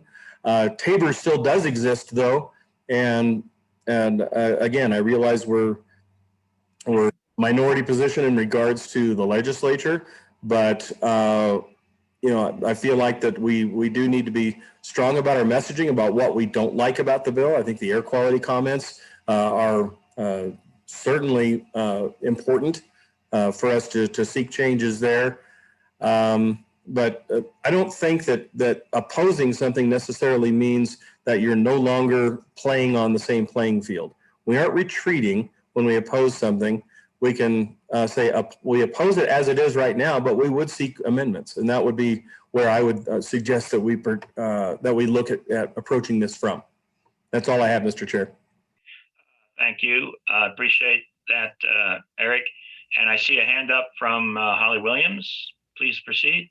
Yeah, thank you. I appreciate it very much. So one of the things I strongly disagreed with this was the creation of all of these enterprises. But I think strategically as an organization, and I would probably recommend, you know, even with my position at CCI as transportation chair, while I'm personally opposed to the fee increases and such, I think as an organization, strategically, we come in with a stronger bargaining position if we monitor and ask for the amendments. Because we have a lot of projects coming through here. I know we've tried to meet with some of the state representatives and say, hey, this, you know, cutting out our projects for the greenhouse gas emissions, and the Air Quality Control Commission, we're really worried about that. And even just sticking in a couple words saying as recommended by the Transportation Commission or something, so that we can have some amendments in there. I think similar, as I will say with the Front Range Rail District, I think this is a bill that's left the station.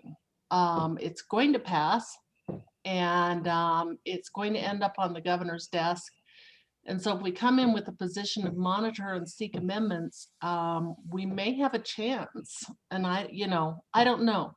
I think it's going to go through so they can get out by Memorial Day, but I hesitate as an organization to oppose it, because then I think we might get completely written off, which kind of happened with the sheriff's bill last year.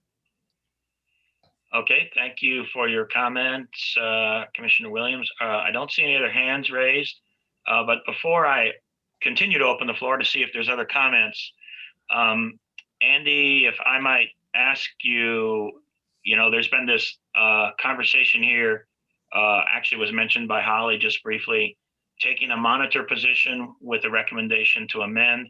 I think I had a conversation with you earlier that the way the House and Senate work, that's not necessarily a proper way to present it to them. I think you mentioned to me something about it needs to be amend, which is the equivalent of that.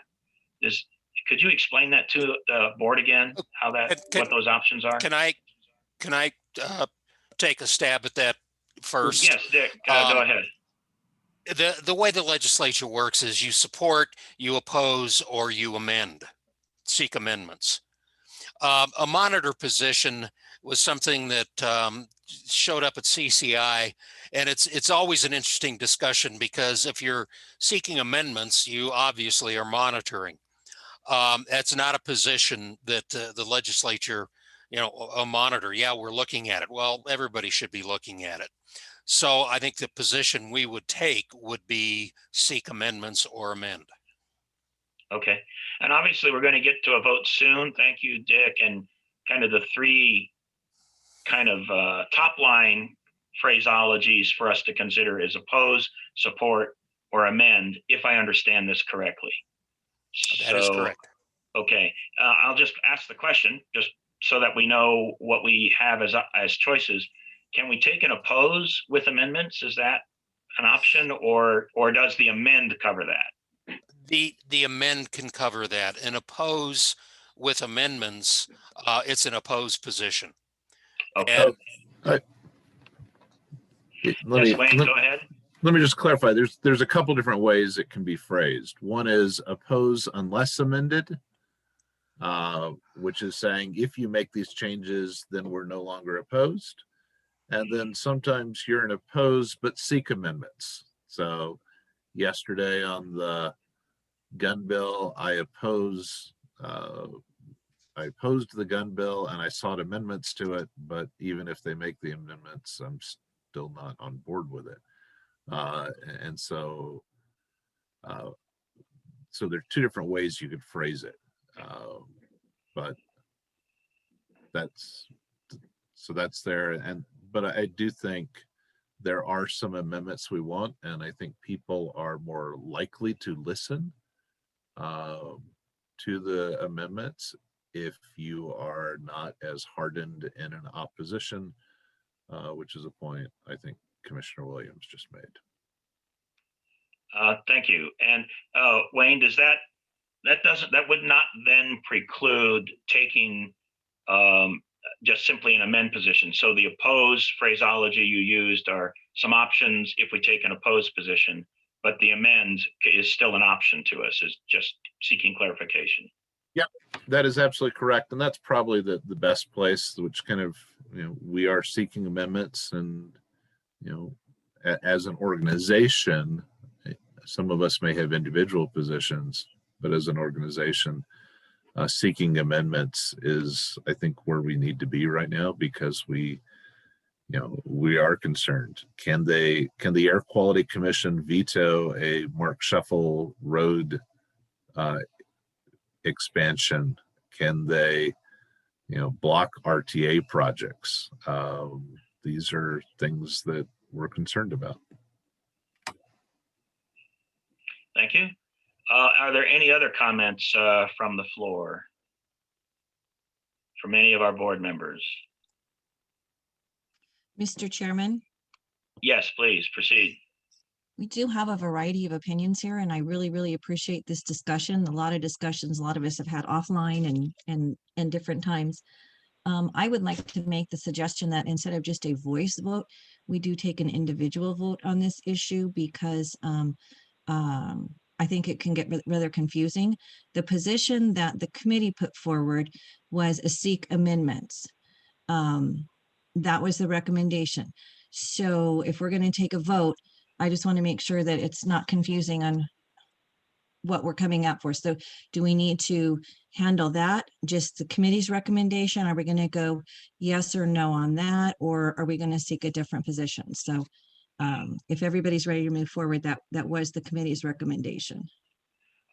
I appreciate that point. I think because we do have a policy about what we vote on, if we have, it's my understanding, and I can correct me if I'm wrong, if we have a 2/3 in support of the motion, then that will pass. With that in mind, it probably, because it's a little problematic to get to a specific count on a voice vote on Zoom, we probably should do some kind of a roll call and get everybody's vote directly. Andy, just to give you a heads up, I might ask you or someone on your staff to do that roll call for the voting members that are present on the board, to just kind of get ready for that, because we might need to go down that path to make sure, we get a full and proper vote. So I appreciate your comments, Sharon. All right. Mr. Chairman? Yes, please, go ahead. Yeah, it's Commissioner Stone. If we are going to consider to seek amendment on this, I know we've talked about some possible amendments, but I think it would be appropriate for us to know specifically, itemized, what amendments are we seeking so that we know what we're supporting. Yep, I completely agree. And this is going to take us a little bit of time, but I do think it's appropriate for this board to be as specific as it's willing to go.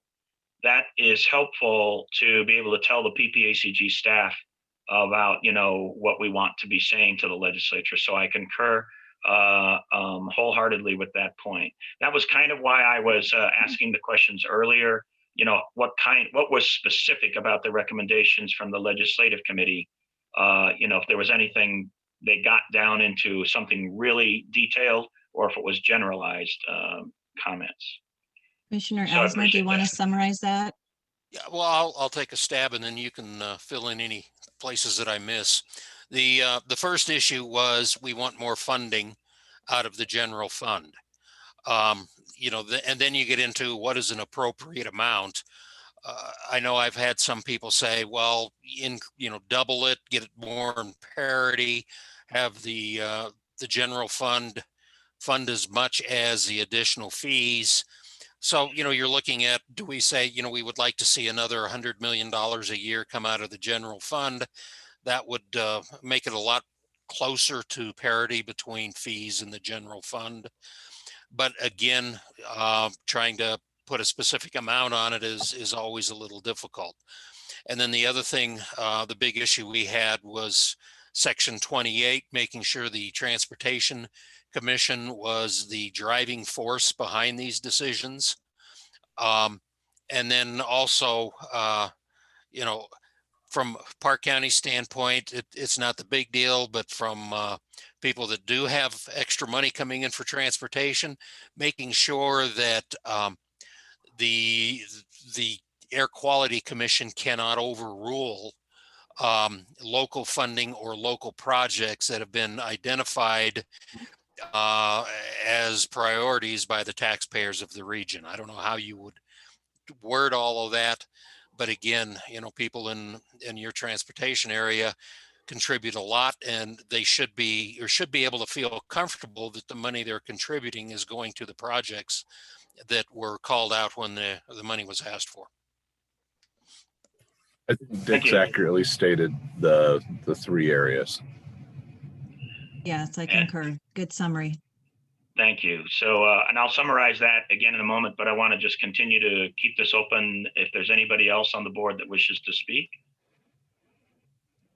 And Mr. Chairman? Yes, please. Don't want to dominate. I apologize to everyone, but just for clarification, this amendment of greater general fund contribution to the transportation bill, is this specifically tied to this bill, or is that something that would actually flow through JBC? Are we seeking an amendment that's within the scope of the bill, and I realize it's year to year with the legislature on funding, but if asking for that amendment, is it outside the scope of the bill is the short question. It is not outside the scope of the bill, I don't think. And the other thing that we've talked about are some guarantees that general fund actually does go through, which bottom line, there's only two ways to do that. One is to issue a debt instrument of some sort where there's an obligation to repay, and the other is to get a vote of the people. And sometimes the debt instrument involves the vote of the people as well. So that's the other category we could add, but I'm not sure where the majority of this board is. Right. Thank you to those comments as well. Is there anybody else? I'm going to offer my views, but I want everybody to have an opportunity to speak first. So if there's anybody else that would like to speak at this point. Okay, I don't hear anything, but we certainly please raise your hand or, as we go forward. I'd say we have kind of 3 items, and I will. I'll start with what I think is a fairly simple one. I'm going to propose this concept of amend, which is the recommendation from our legislative committee, with the first one, first a specific item to be that the Transportation Committee is the decision authority. I guess that would be under Article 28. I'll make the point, and I'll just ask for comments to this. I don't know if that is sufficient to ensure that whatever this legislation ends up looking like, that it doesn't somehow preempt our local authorities to fund roads through RTA and other processes. I mean, our municipalities and our counties also fund local road work. And to be honest, I'm just not interested in the state government getting into our business like that. That's a local control concern of mine.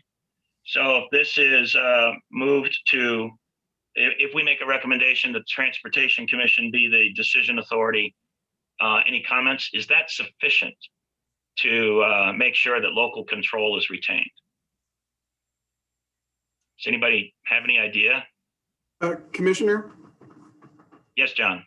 So I'm not sure if this will be helpful or just stretch out the conversation.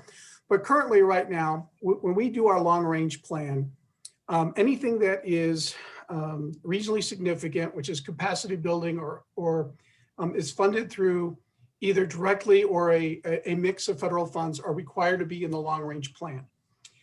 The long range plan right now currently, after you all adopt it on the board, actually does have to be signed off on by the governor. That's part of the federal process. There's an approval process. So as far as having the Transportation Commission sort of already in the process, it somewhat already is. What would change here under this is that if it goes through as written, is that when we finish our long range plan, it goes to the Air Quality Control Commission, and they can sort of give a, yes, you've done a good faith effort in doing your mitigation programs. And if they say no, then we have to go back and sort of go through this rigmarole where we have to increase the mitigation projects and those sorts of things. So they can't specifically say, no, you can't do this project, but they basically can continue to disapprove of our plan and our mitigation activities until such time as we take out enough stuff to finally get their okay. And there is nothing that precludes them for just continuing to say no until we take out all of the major projects. It should be stressed that the PPRTA can continue to do whatever projects it wants to do, but if it does that and we're not meeting the requirements within the long range plan, that basically our federal dollars could be in jeopardy. And so it's sort of a, pick your poison sort of thing. So Transportation Commission, hopefully this answered your question, given the existing relationship with the federal approvals of the governor, is already sort of in that food chain. This then, and that's what our amendment is seeking to do, is sort of keep that status quo. And if anything, have the Transportation Commission sort of give more of an input on what the project mix is, but they have more knowledge of it, versus the way the bill is currently written, where we take it over to folks whose main focus is the environment and not mobility. And so therefore, they are not as likely to understand the benefits of transportation projects on the whole versus people who are only focused on air quality. So hopefully I was politically correct in doing that. And hopefully that helped a little bit with your question, sir. I appreciate your comments, John. I'm still not sure I know if a recommendation that the Transportation Commission is the decision authority actually protects local control. I'm going to make the point. I'm not sure it's that it is sufficient, to be fair. I think this is Commissioner Williams, I do think it gets a little bit closer. Just to clarify on the, so the Secretary of State's website tracks lobbyists and their position on bills, which is where the term monitor comes up. You either, and El Paso County is still listed as a monitor. I'm sure that will change, but anytime an organization decides to instruct their lobbyists to support, monitor, or oppose, the lobbyist does have to file that with the Secretary of State. So that's where I was getting the term monitor, because it's kind of a neutral position. It comes right from the Secretary of State's website. That would be what our lobbyists would file on the Secretary of State's website. The PPACG is in a monitor position. Thank you. And Commissioner, back to your question. Let me see if I can be more direct. There are no guarantees, because even if we took out all of the language, if we just said, we want you to strike all of section 28, there still is no guarantee, because the governor still has that ability to sign approve or disapprove of a long-range plan. So there are no guarantees now, and there would be no guarantees if the section 28 language is intact, but just switched over to the Transportation Commission. So you're absolutely correct. I think the only point I was trying to make is if you have to decide who is going to be the person looking over your shoulder and looking at your plan, our point was the Transportation Commission seems to be better suited for that than probably the Air Quality Control Commission. But either group, there is no guarantee. So you are correct, sir. Okay. Can I clarify just a little bit, Stan? Yes, please. So you're really talking about a couple different things. One of those is a transportation commission that is appointed, that looks at transportation and tends to be a fairly rational group. The Air Quality Control Commission sometimes gets dominated by a particular side that aren't looking at. Wayne, just to let you know, I think we lost your voice. Oh, okay. I'm sorry. Now we hear you. Great. Okay. But the Air Quality Control. I'm sorry to interrupt, but you said Transportation Commission is a reasonable group, and sometimes Air Quality Commission may not be, is kind of where it ended, that we didn't hear past that. Okay, so yeah, so there's that risk going forward, which is why keeping it in what has traditionally been a group that's really focused on transportation makes more sense and is a better place for it for our community. On the difference, so speaking as the former SOS, there's a difference between what you file, which is correct. You monitor and you have to inform the public you're monitoring. But when our lobbyist walks up to someone, they can't walk up and say, hi, I want you to know we're monitoring you. And so it's really kind of a different background. And so when the lobbyist walks up, they're walking up saying, hey, we're seeking amendments, or we're opposed, we want you to kill it, or we want you to pass it. But very much as part of the public record, it is, monitor is an appropriate position. But it's just not what you walk up and you tell a lobbyist, or you tell a legislator, I'm watching you, I'm monitoring you, but you do have to inform the public you're doing it. So that's the kind of nuanced difference between them. Yeah, thank you. So I think first item, knowing that it doesn't resolve all risk, is a comment to the effect of transportation. We ask that the Transportation Commission be the decision authority. And I don't know if that's I'm not sure that's still 100% clear, but let's just go with that for the moment. The next item is general, I'll just bring up is general fund. And I think we all agree that we think most of us would agree that we think more general fund needs to be placed in here. I want to make a few points. This is my view. The current amount of general fund money that is in this bill, which is approximately 1.4 billion over 11 years, is actually what the state is already obligated to pay. for bonds on previous transportation projects. And approximately $1 billion of that $1.4 billion is in fact not coming out of general fund. It's coming from stimulus dollars coming from the federal government. And so this bill is not balanced at all. You know, if we really want to have less of a fight between different views in this state, I think what would be a much better approach would be half and half. That's my thinking, my recommendation.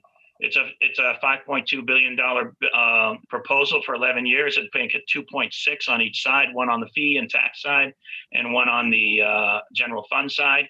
To actually get to that balance, it's only 130 million more a year in general fund, which is, in the overall scheme of things, a minuscule amount of money to get this bill balanced when you look at the investments the state is making in so many other issues.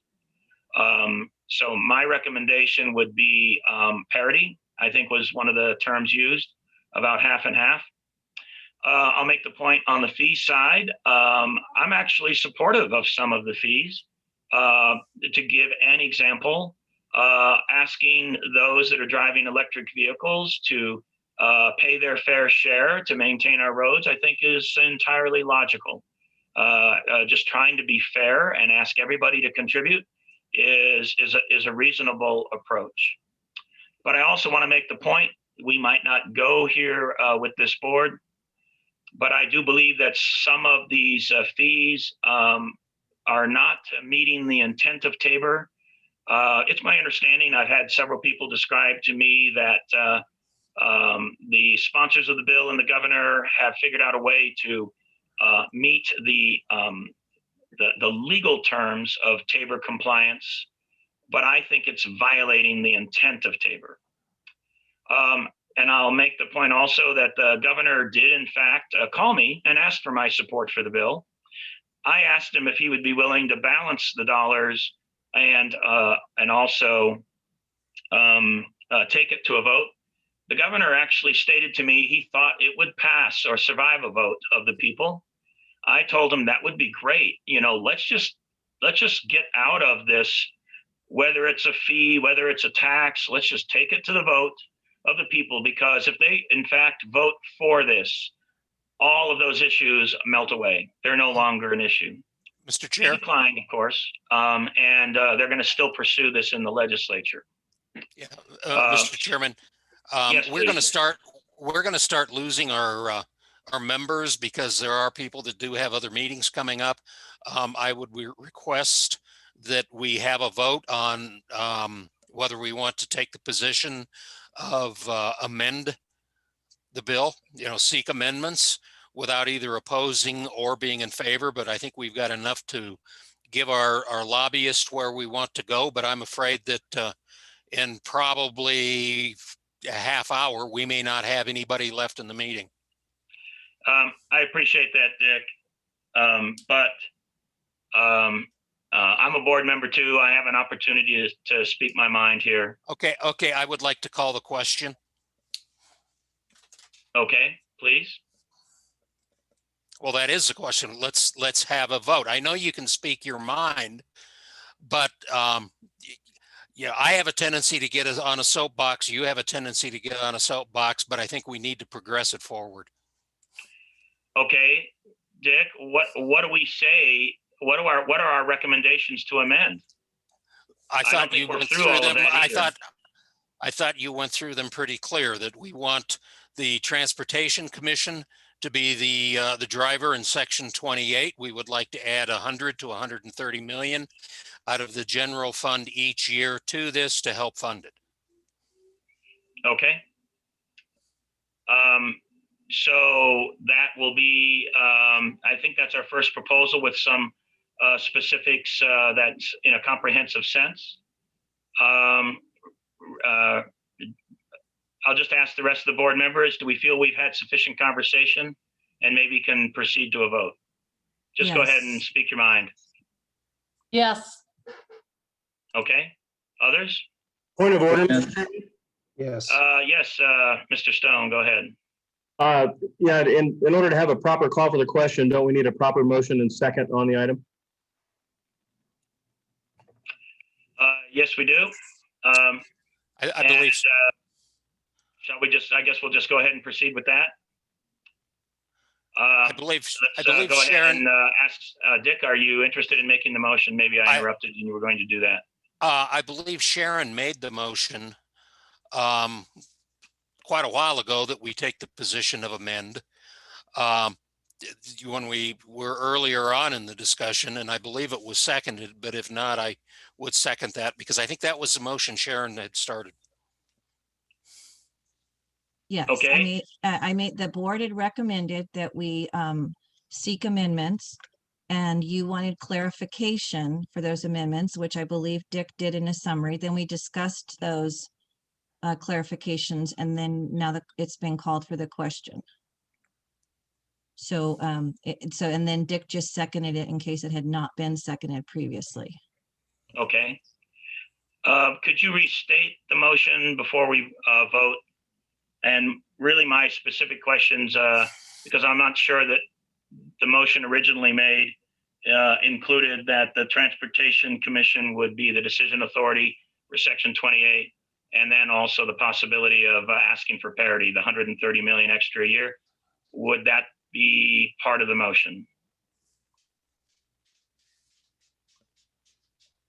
Well, if Sharon made the motion to approve the taking the amend position, I would make a friendly motion to that, adding those two items as part of the motion. All right, thank you.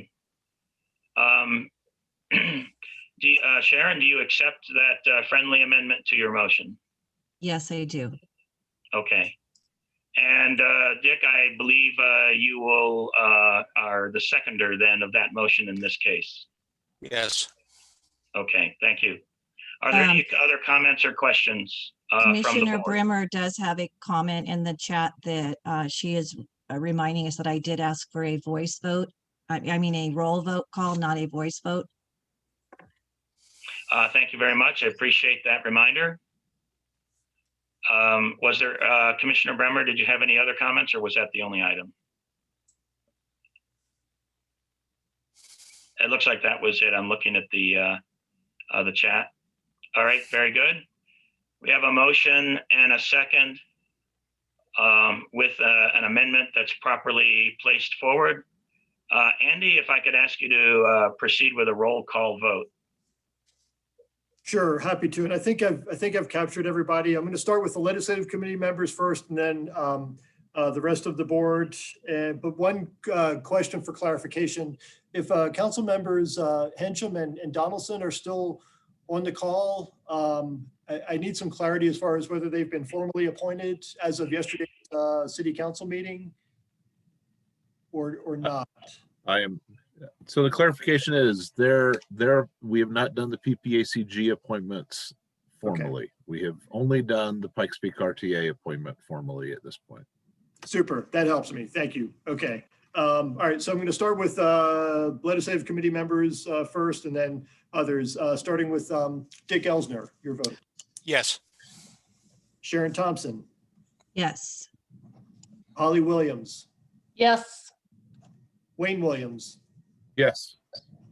Don Wilson. Yes. Okay. Bruce Davis. Yes. Eric Stone. Yes. Margaret Peterson. Yes. John Graham. Yes. William Shaw.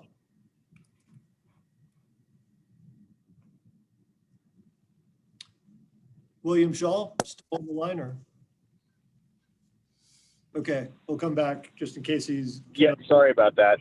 I was muted. Yes. Okay. Yes. Okay. Yes. Yolanda Avila. So it looks like there's 3 amendments, and I would be amenable to one amendment, and that is only the one where making sure that our recent, our now projects are, including RTA projects, are not impacted. But the other parts with the general fund, so I would have to like bifurcate it. That, so as it stands right now with all three, what I'm hearing, I think amendments, I would say no. Okay. Kami Bremer. I will have to abstain because I missed about 15 minutes of the discussion and conversation. Okay. And Chair Stan Vanderwerf.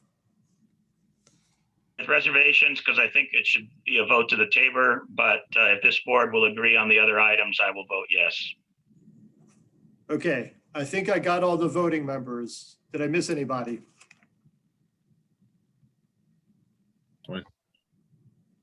And we do require, the board requires a 2/3 majority vote, and clearly past that, there was 13 votes. So it was 11 in favor, 1 no, 1 abstention. So the motion does pass. Okay, very good. So that motion passes. And let's go ahead and proceed with, I think we've got through all of the action items on 5. No, we Let's did go ahead not. and proceed. No, we did not. No, we did not. Oh, my apologies. Oh, you're right. We have the other bills. Thank you. We've got several other bills that we have to look at. If you want to bring that up, Jessica, to that part, I do want to say something about what's happened so far. PPACG has taken a support position on 12 different bills. 5 have passed and either are signed by the governor or on the way to the governor. 5 were defeated and 2 are still in process. To give everybody a quick on the defeated ones, I think it was more, we were happy, we were helping Representative Pico with some of his legislation that we all liked, but we also knew there wasn't going to be much of a chance. He did not have a successful time trying to do what he thought was best. On those that we opposed, we only really took an opposed position on 2, and both of those are still going through the process. To give you an idea, House Bill, I believe these are the bills that we need to take a position on. House Bill 1227, medical nursing facilities, demonstration of need. It's designed to make it easier for Medicaid nursing facilities to expand to meet need. The Legislative Committee went through that. We took the position that we were in favor of that one. Senate Bill 21-200, reduce greenhouse gases, increase environmental justice. This is an interesting bill. The governor has said he will veto it. The legislature seems to still be intent on it. Their CCI is against it, but we took our position of, well, we'll let those two fight it out. This bill does some things that I think are poorly thought out. I understand that they want to reduce greenhouse gases, but again, what it does is it accelerates attainment requirements, which the governor is not in favor of. So they're still fighting that one out. It is still in the process. House Bill 1286. Can I ask a question on the greenhouse gases one really quick? Yes, you may. Has the governor said he's going to veto it, or is he looking for amendments to it to make it more amenable to sign, or is it like flat no? Right now, it seems to be a flat no, because he feels that current legislation does exactly what we need to do. And this bill would make it very difficult to attain in the methods that they have. You know, I think he feels comfortable that we have strong greenhouse gas legislation already in place. Okay, thank you. And the sponsors say, well, yeah, that's nice, but we want to make it tougher and have more penalties if you don't achieve it in a certain time frame. And the governor isn't in favor of that. The next one is 1286, energy performance for buildings. This requires buildings of a certain size to come up with energy plans to reduce their energy use. You know, I'm against it. I like the idea, but my biggest issue with this is that it forces businesses to reach attainment on a great deal of their buildings, and that includes apartment buildings, which of course would impact the affordability of people living in the apartment buildings, and it exempts all state government buildings.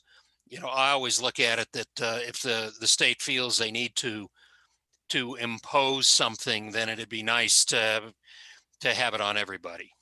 And then you've got the passenger rail one. We're taking a kind of a neutral position on that one, waiting for, you know, more details on it.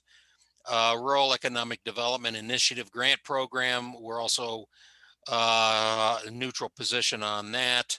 United States Space Force, a neutral position. Law enforcement support and accountability, it's kind of, it's more monitor, let's see where those things end up.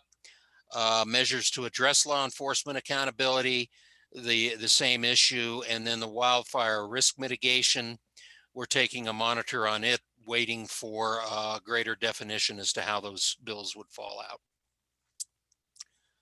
Question for clarification, if I may, Mr. Chairman. Sure. Yes, please go ahead. Yeah, Commissioner Elsner, on SB 21-238, Front Range Rail District, you guys are recommending a monitor. We've got some real significant issues with what is being created here, because unlike RTD, which has proven not to be a wonderful organization, at least those positions on the RTD board are elected and they're answerable to the taxpayers. This is going to create a district where not only will they have a taxing authority, but they will not be answerable to the public. And I don't see how that's fixable. And I don't see where that puts us in a position of any other place to be than in opposition of it. Yeah, I think we took a monitor position because there are people that are in favor of it. And then we also have the issue that, you know, Teller County would be part of it. Park County isn't part of it. So, you know, I agree with you. My personal opinion is it's a good way to spend a lot of money and not really achieve goals that you're looking at. Oh, and I would agree with that, but also is you'll have people in Larimer County, Weld County voting on whether or not people in Teller County are taxed. So that's another issue we have with it. And I know we're short on time, so I would like to make a motion that we take a position on SB 21-238 to oppose. Yeah, I want to say something. CCI, you know, we had a long discussion, and again, we were in the same position of we couldn't come to any position other than to monitor.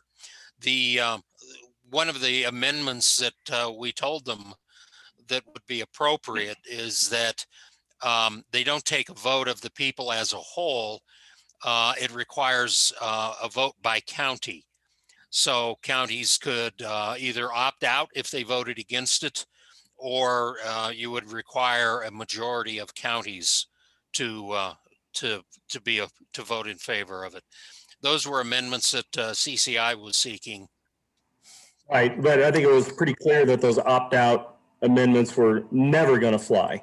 That the whole point of a taxing district is to get the money in those taxing districts. Allowing people to opt out completely could cause the foundation of that district to crumble. Also, CCI, being a statewide organization, does not have the vested interest that PPACG would have, which is why I would to move to oppose from this organization. Don Wilson, I second the motion. Okay, Mr. Chairman, it's up to you now. Yep, that's been moved and seconded. We now have, I think, an appropriate motion to consider whether we change 238 from monitor to oppose. If you agree to change 238 from monitor to oppose when we do the roll call vote, please say aye. And for the record, I will be saying aye. I will I will agree to move 238 into oppose. So if I could ask the Andy, if you could have the staff do a roll call vote, and let's just And get we- ourselves through this motion. Are we going to open the motion up to any discussion beforehand or just vote? Because I know we're running short Okay, on time. are there any comments then? Sharon, do you have a comment you wish to make? My concern with this entire bill is not just the taxing entity, but the fact that money collected within your own entity might not stay there. And I have no interest in funding any projects in Boulder or Fort Collins in terms of a train railway. So that's my one huge issue with this, in addition to it being a fee. You can't see my fingers in quotes, right? Fee that we're not voting on, but yeah, that's a concern of mine. Mr. Chairman, if I may also make one more comment. Yes, please. Another really big concern about this bill is and forgive the pun, but there's a lack of rails on the side of this bill, which is they could this district could create new bullet train ideas like what they've done in California. We're not just talking about the rails that exist and have existed since the 1800s, is that they could expand this greatly to be anything that they want it to be. This doesn't define anything or provide limits to this district, and with no accountability back to the voters, it's just a no-go. Thank you. Thank you. Any other comments with regard to this item? All right, let's go ahead and proceed with a roll call vote. Vote yes if you agree to move 238 from monitor to oppose. Nay if otherwise. Okay, Mr. Chair, we'll go in the same order. Dick Elsner, Yes. Sharon Thompson, Yes. Holly Williams, Yes. Wayne Williams, Yes. Don Wilson, Yes. Bruce Davis, I'm going to abstain until I understand it a little bit better. okay. Eric Stone, Yes. Margaret Peterson. I think we lost Margaret. I think she just stepped off. Yeah.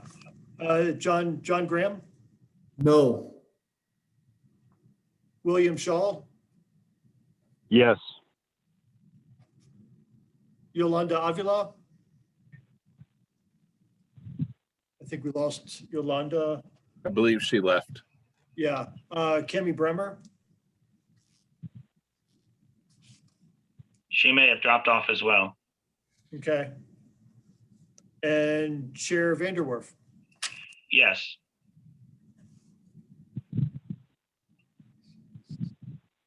Okay, so that's 8 yeses, 1 no, 1 abstention. So yes, that does, that motion does pass. Yes. Okay. Okay, Mr. Chair, I would like to make a motion, unless someone else has a real issue with any of these, that we approve the positions we now have, with that one being moved to oppose. And then also let everybody know that, the legislative committee and the chair are open to any discussions that you have that we can then forward on to our lobbyists. I'll second Dick's motion. All right, thank you. That's been moved and seconded. That's a legal motion. Are there any other comments with regard to any of these topics? Please, who was the second for that? That was Wayne Williams. Thank you. You're welcome. Any other comments? All right, let's just go ahead and proceed with the roll call vote again. Hey, Stan, this one, since there weren't any comments, we could probably just do with a voice vote. All right, let's go ahead and just do a voice vote, and I'll also ask if there are any nays. All those in favor say aye. Aye. Aye. Are there any opposed? All right, hearing none. The positions presented from our legislative committee, with the exception that 238 is moved from monitor to oppose, passes. So those are the positions we will take. Thank you, Dick, for reminding me that we still had those remaining legislative items before we proceeded to item 6. And before we move out of item 5, am I missing anything else? Okay, hearing none, let's go ahead to 6. Mr. Chair, Yes, please. Don Wilson. Andy, did you have that? Were you going to add that other item as far as keeping the county whole for redistricting, or were we adding that as a separate item? We should bring that up. Thank you for the reminder, Mr. Wilson. And Jessica, do you have the draft letter? There's an item that was discussed by the legislative committee this past Monday about redistricting and keeping El Paso County whole as one district. And I know we worked up a draft letter, Jessica. If Jessica Bechtel, if you will give me the opportunity to share screen, I will share this with everyone.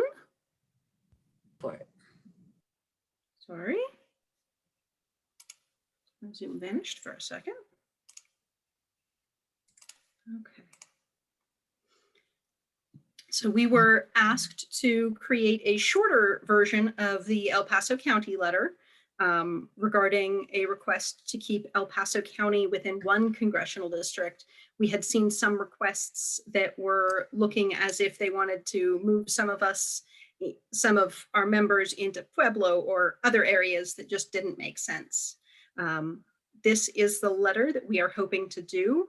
I will read it, but I'm going to read it in my super fast voice rather than my trying to be fully understandable voice. Dear redistricting commissioners, on behalf of Pikes Peak Area Council of Governments and our 16-member governments, we'd like today to ask you to keep El Paso County wholly within one single congressional district to the greatest extent possible when drawing new congressional districts. El Paso County includes many local governments who are all tied together. Monument and Palmer Lake are regionally dependent on partners within the Tri-Lakes area to the north. City of Fountain, combined with unincorporated areas of Security Wildfield and Fort Carson, have a long history of supporting both military families and increasingly ethnic diverse community to the south. Manitou Springs, Green Mountain Falls, and the unincorporated area of Cascade Chipeta Park are home to ever-present foresting and tourism industry to the west. Calhoun, Rema, and and unincorporated Falcon are home to many agricultural farms to the east. We are adding a sentence about the city of Colorado Springs is also an integral part of the metropolitan area. All of these communities are an active part of El Paso County and wouldn't fit with any of our bordering communities. Redistricting is a hard effort and includes so many complicated aspects, and we hope that seeing the connection between all of the communities in El Paso County helps make your decision regarding our region easier. We thank you for your dedication to our street and appreciate the hard work you're doing. And Mr. Chair, I think Jessica did a wonderful job on summing this up in this letter. And all we're looking for is agreement from the board that we do want the county to keep the collaboration it has, including our congressional district. Okay, great. Thank you. I appreciate Mr. Wilson, you're bringing that forward. I move approval of the letter. I'll second that. Okay, and for the person that just made, for Mr. Williams just made the motion and Mr. Elsner made the second, there is a misspelled word in there. I don't think we need to worry about, but Chipeta doesn't have an A, it has an I. I assume that all typo corrections will be made when the letter is prepared to go out. Other than that minor point, we have a proper motion and a second. And are there any comments or questions with regards to approving this letter for it to be sent to the redistricting commission? Please, who was the second? Was that Sharon? I will, Dick said it at the same time, so he can have it. Commissioner Elsner, that's fine. Fountain just really wants to stay part of El Paso County's commissioner district. Very important to us. Very good, thank you. Other comments?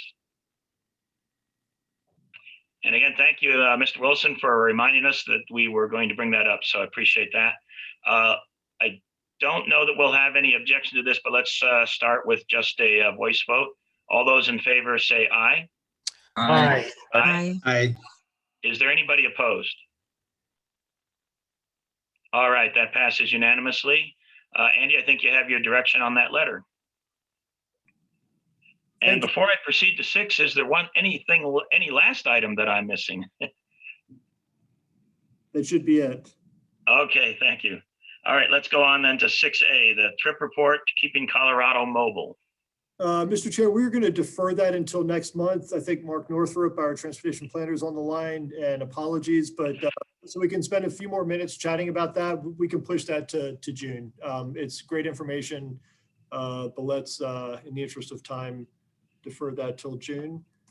Let's, in the interest of time, I agree. Let's go ahead and defer that to June. I think it's a good topic and deserves, a conversation. Yeah. Item 6B. Catherine, did you want to briefly, very briefly? Yes. Yes, and actually Wendy with MMT was going to be with us, but she had to drop off as well. So I'm just going to briefly go over what she was going to talk about, and then we can move on as well. So this item is for our, let me pull it up, for the federal transit requirements that require our public transportation, our transit agency to complete a transit safety plan, and that occurs through MMT, since they are the federally designated recipient of FTA's urbanized area formula grants. And we, as an MPO, work with them cooperatively to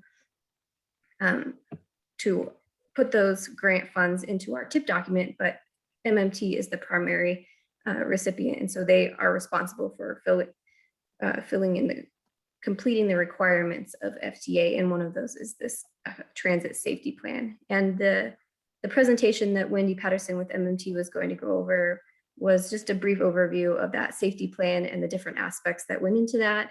And then the main piece of why we're bringing that to the board are really those safety targets that come out of there that are required for MPOs to incorporate into our long-range plan and our transportation improvement program, along with other performance measures and target settings that we have requirements for as well. So this is for the transit side. We've already set targets for the federal highway or the roadway side, and we bring to you safety targets for the roadway annually, and we've also brought you pavement targets and others. And so this is really related to that, but it's safety for transit specific. And so the targets that are listed in this, that are listed in that presentation in attachment 1, we as an MPO need to incorporate into our plan, and therefore I need to bring it to you all as the committees to approve those targets, and then approve incorporating those into the plans. And how we do that is by adding them into the plans wording wise, but also through our project selection process and incorporating safety aspects into our project selection criteria, which we actually already do. This is just a more formal process of adding targets to those plans. And for interest of time, I'll go ahead and stop there and see if there's any questions. And this item is just for information this month, and we'll bring it for action next. Great. And any comments or questions on this item 6B? Hearing none. Thank you, Catherine, for bringing it up. I recommend the board take a look at this and be prepared to vote next month. Thank you. Let's go to item 6C. Okay, and so one last item for me. I'm Catherine Ringer, PPACG. This is for our fiscal year 22 through 23 Unified Planning Work Program. We brought this to you for information last month and asked if there were any comments. We've also provided to other committees for comments and edits. This is for our work program that outlines how us as an MPO staff of the Transportation Division specifically, and other aspects of that are working, or what tasks we're completing, how the timeframes we're completing those, the cost of that work, the sources of the funds. So essentially just outlines everything we're doing and how we're paying for it through our federal grants, since this is a federally required program or document. And so we do update this every 2 years. This year we did a kind of a bigger update with some adjustments to our element numbers, as we mentioned last month, and that's outlined in the document. And then recently we made updates based on our federal highway partners, and those are outlined on the second page of your memo regarding just identifying budget tables differentiated by different colors so that they can more clearly see 22 versus 23 and how we're spending the funds. And then really just making a few updates here and there based on wording and clarification wording for what each piece of this document means. So nothing too drastic there. And no real changes from last month when we did bring it to you for information item. And so with that, I can take any questions, and we'll be bringing this back for final recommended approval next month. Okay, any questions on item 6C? Okay, hearing none. Again, just be ready next month for a vote on that item. Let's move to 7A. Do we have any military installation reports? I don't know if we've lost any of the military installation team. Yeah, I think Colonel Fitch had to drop off. I don't think there are any left on. Okay. And I saw a note, then we won't have any military installation reports this meeting. For item 7G, I think I saw CDOT make mention that they could, they made a couple of comments in the chat. I would ask people to refer to that, but I think they're willing to defer comments for the next meeting, but if they're still online, let's just ask that question. Is that good? Yes, Mr. Chair. Yeah, we don't have any major updates. In the chat, I noted 2 groundbreaking ceremonies that we're working towards in June. So thank you. Okay, great. Thank you very much. Stack update, item H. I think that my stack update probably would have been a discussion about the transportation bill and the RTD. I do appreciate Eric Stone covering stack for me last month, and between Andy and John and Eric and Lisa, or Commissioner Hickey, we try to keep up on top of it, and we always appreciate the wonderful work with CDOT as well. So thank you. That's all I'll say this month. Thank you, Commissioner Williams. Let's go ahead and proceed then with the Executive Director's report. Looking forward to seeing you all in person next month. That's all I've got.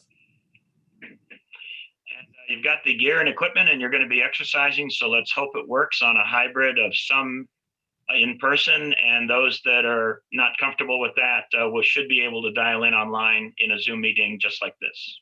For sure. Yep. Thank you. So we'll have the option for both ways for next meeting. Yep. Okay. Any member entity announcements? And my apologies for this meeting running so long. So I know we're pushed a little bit for time.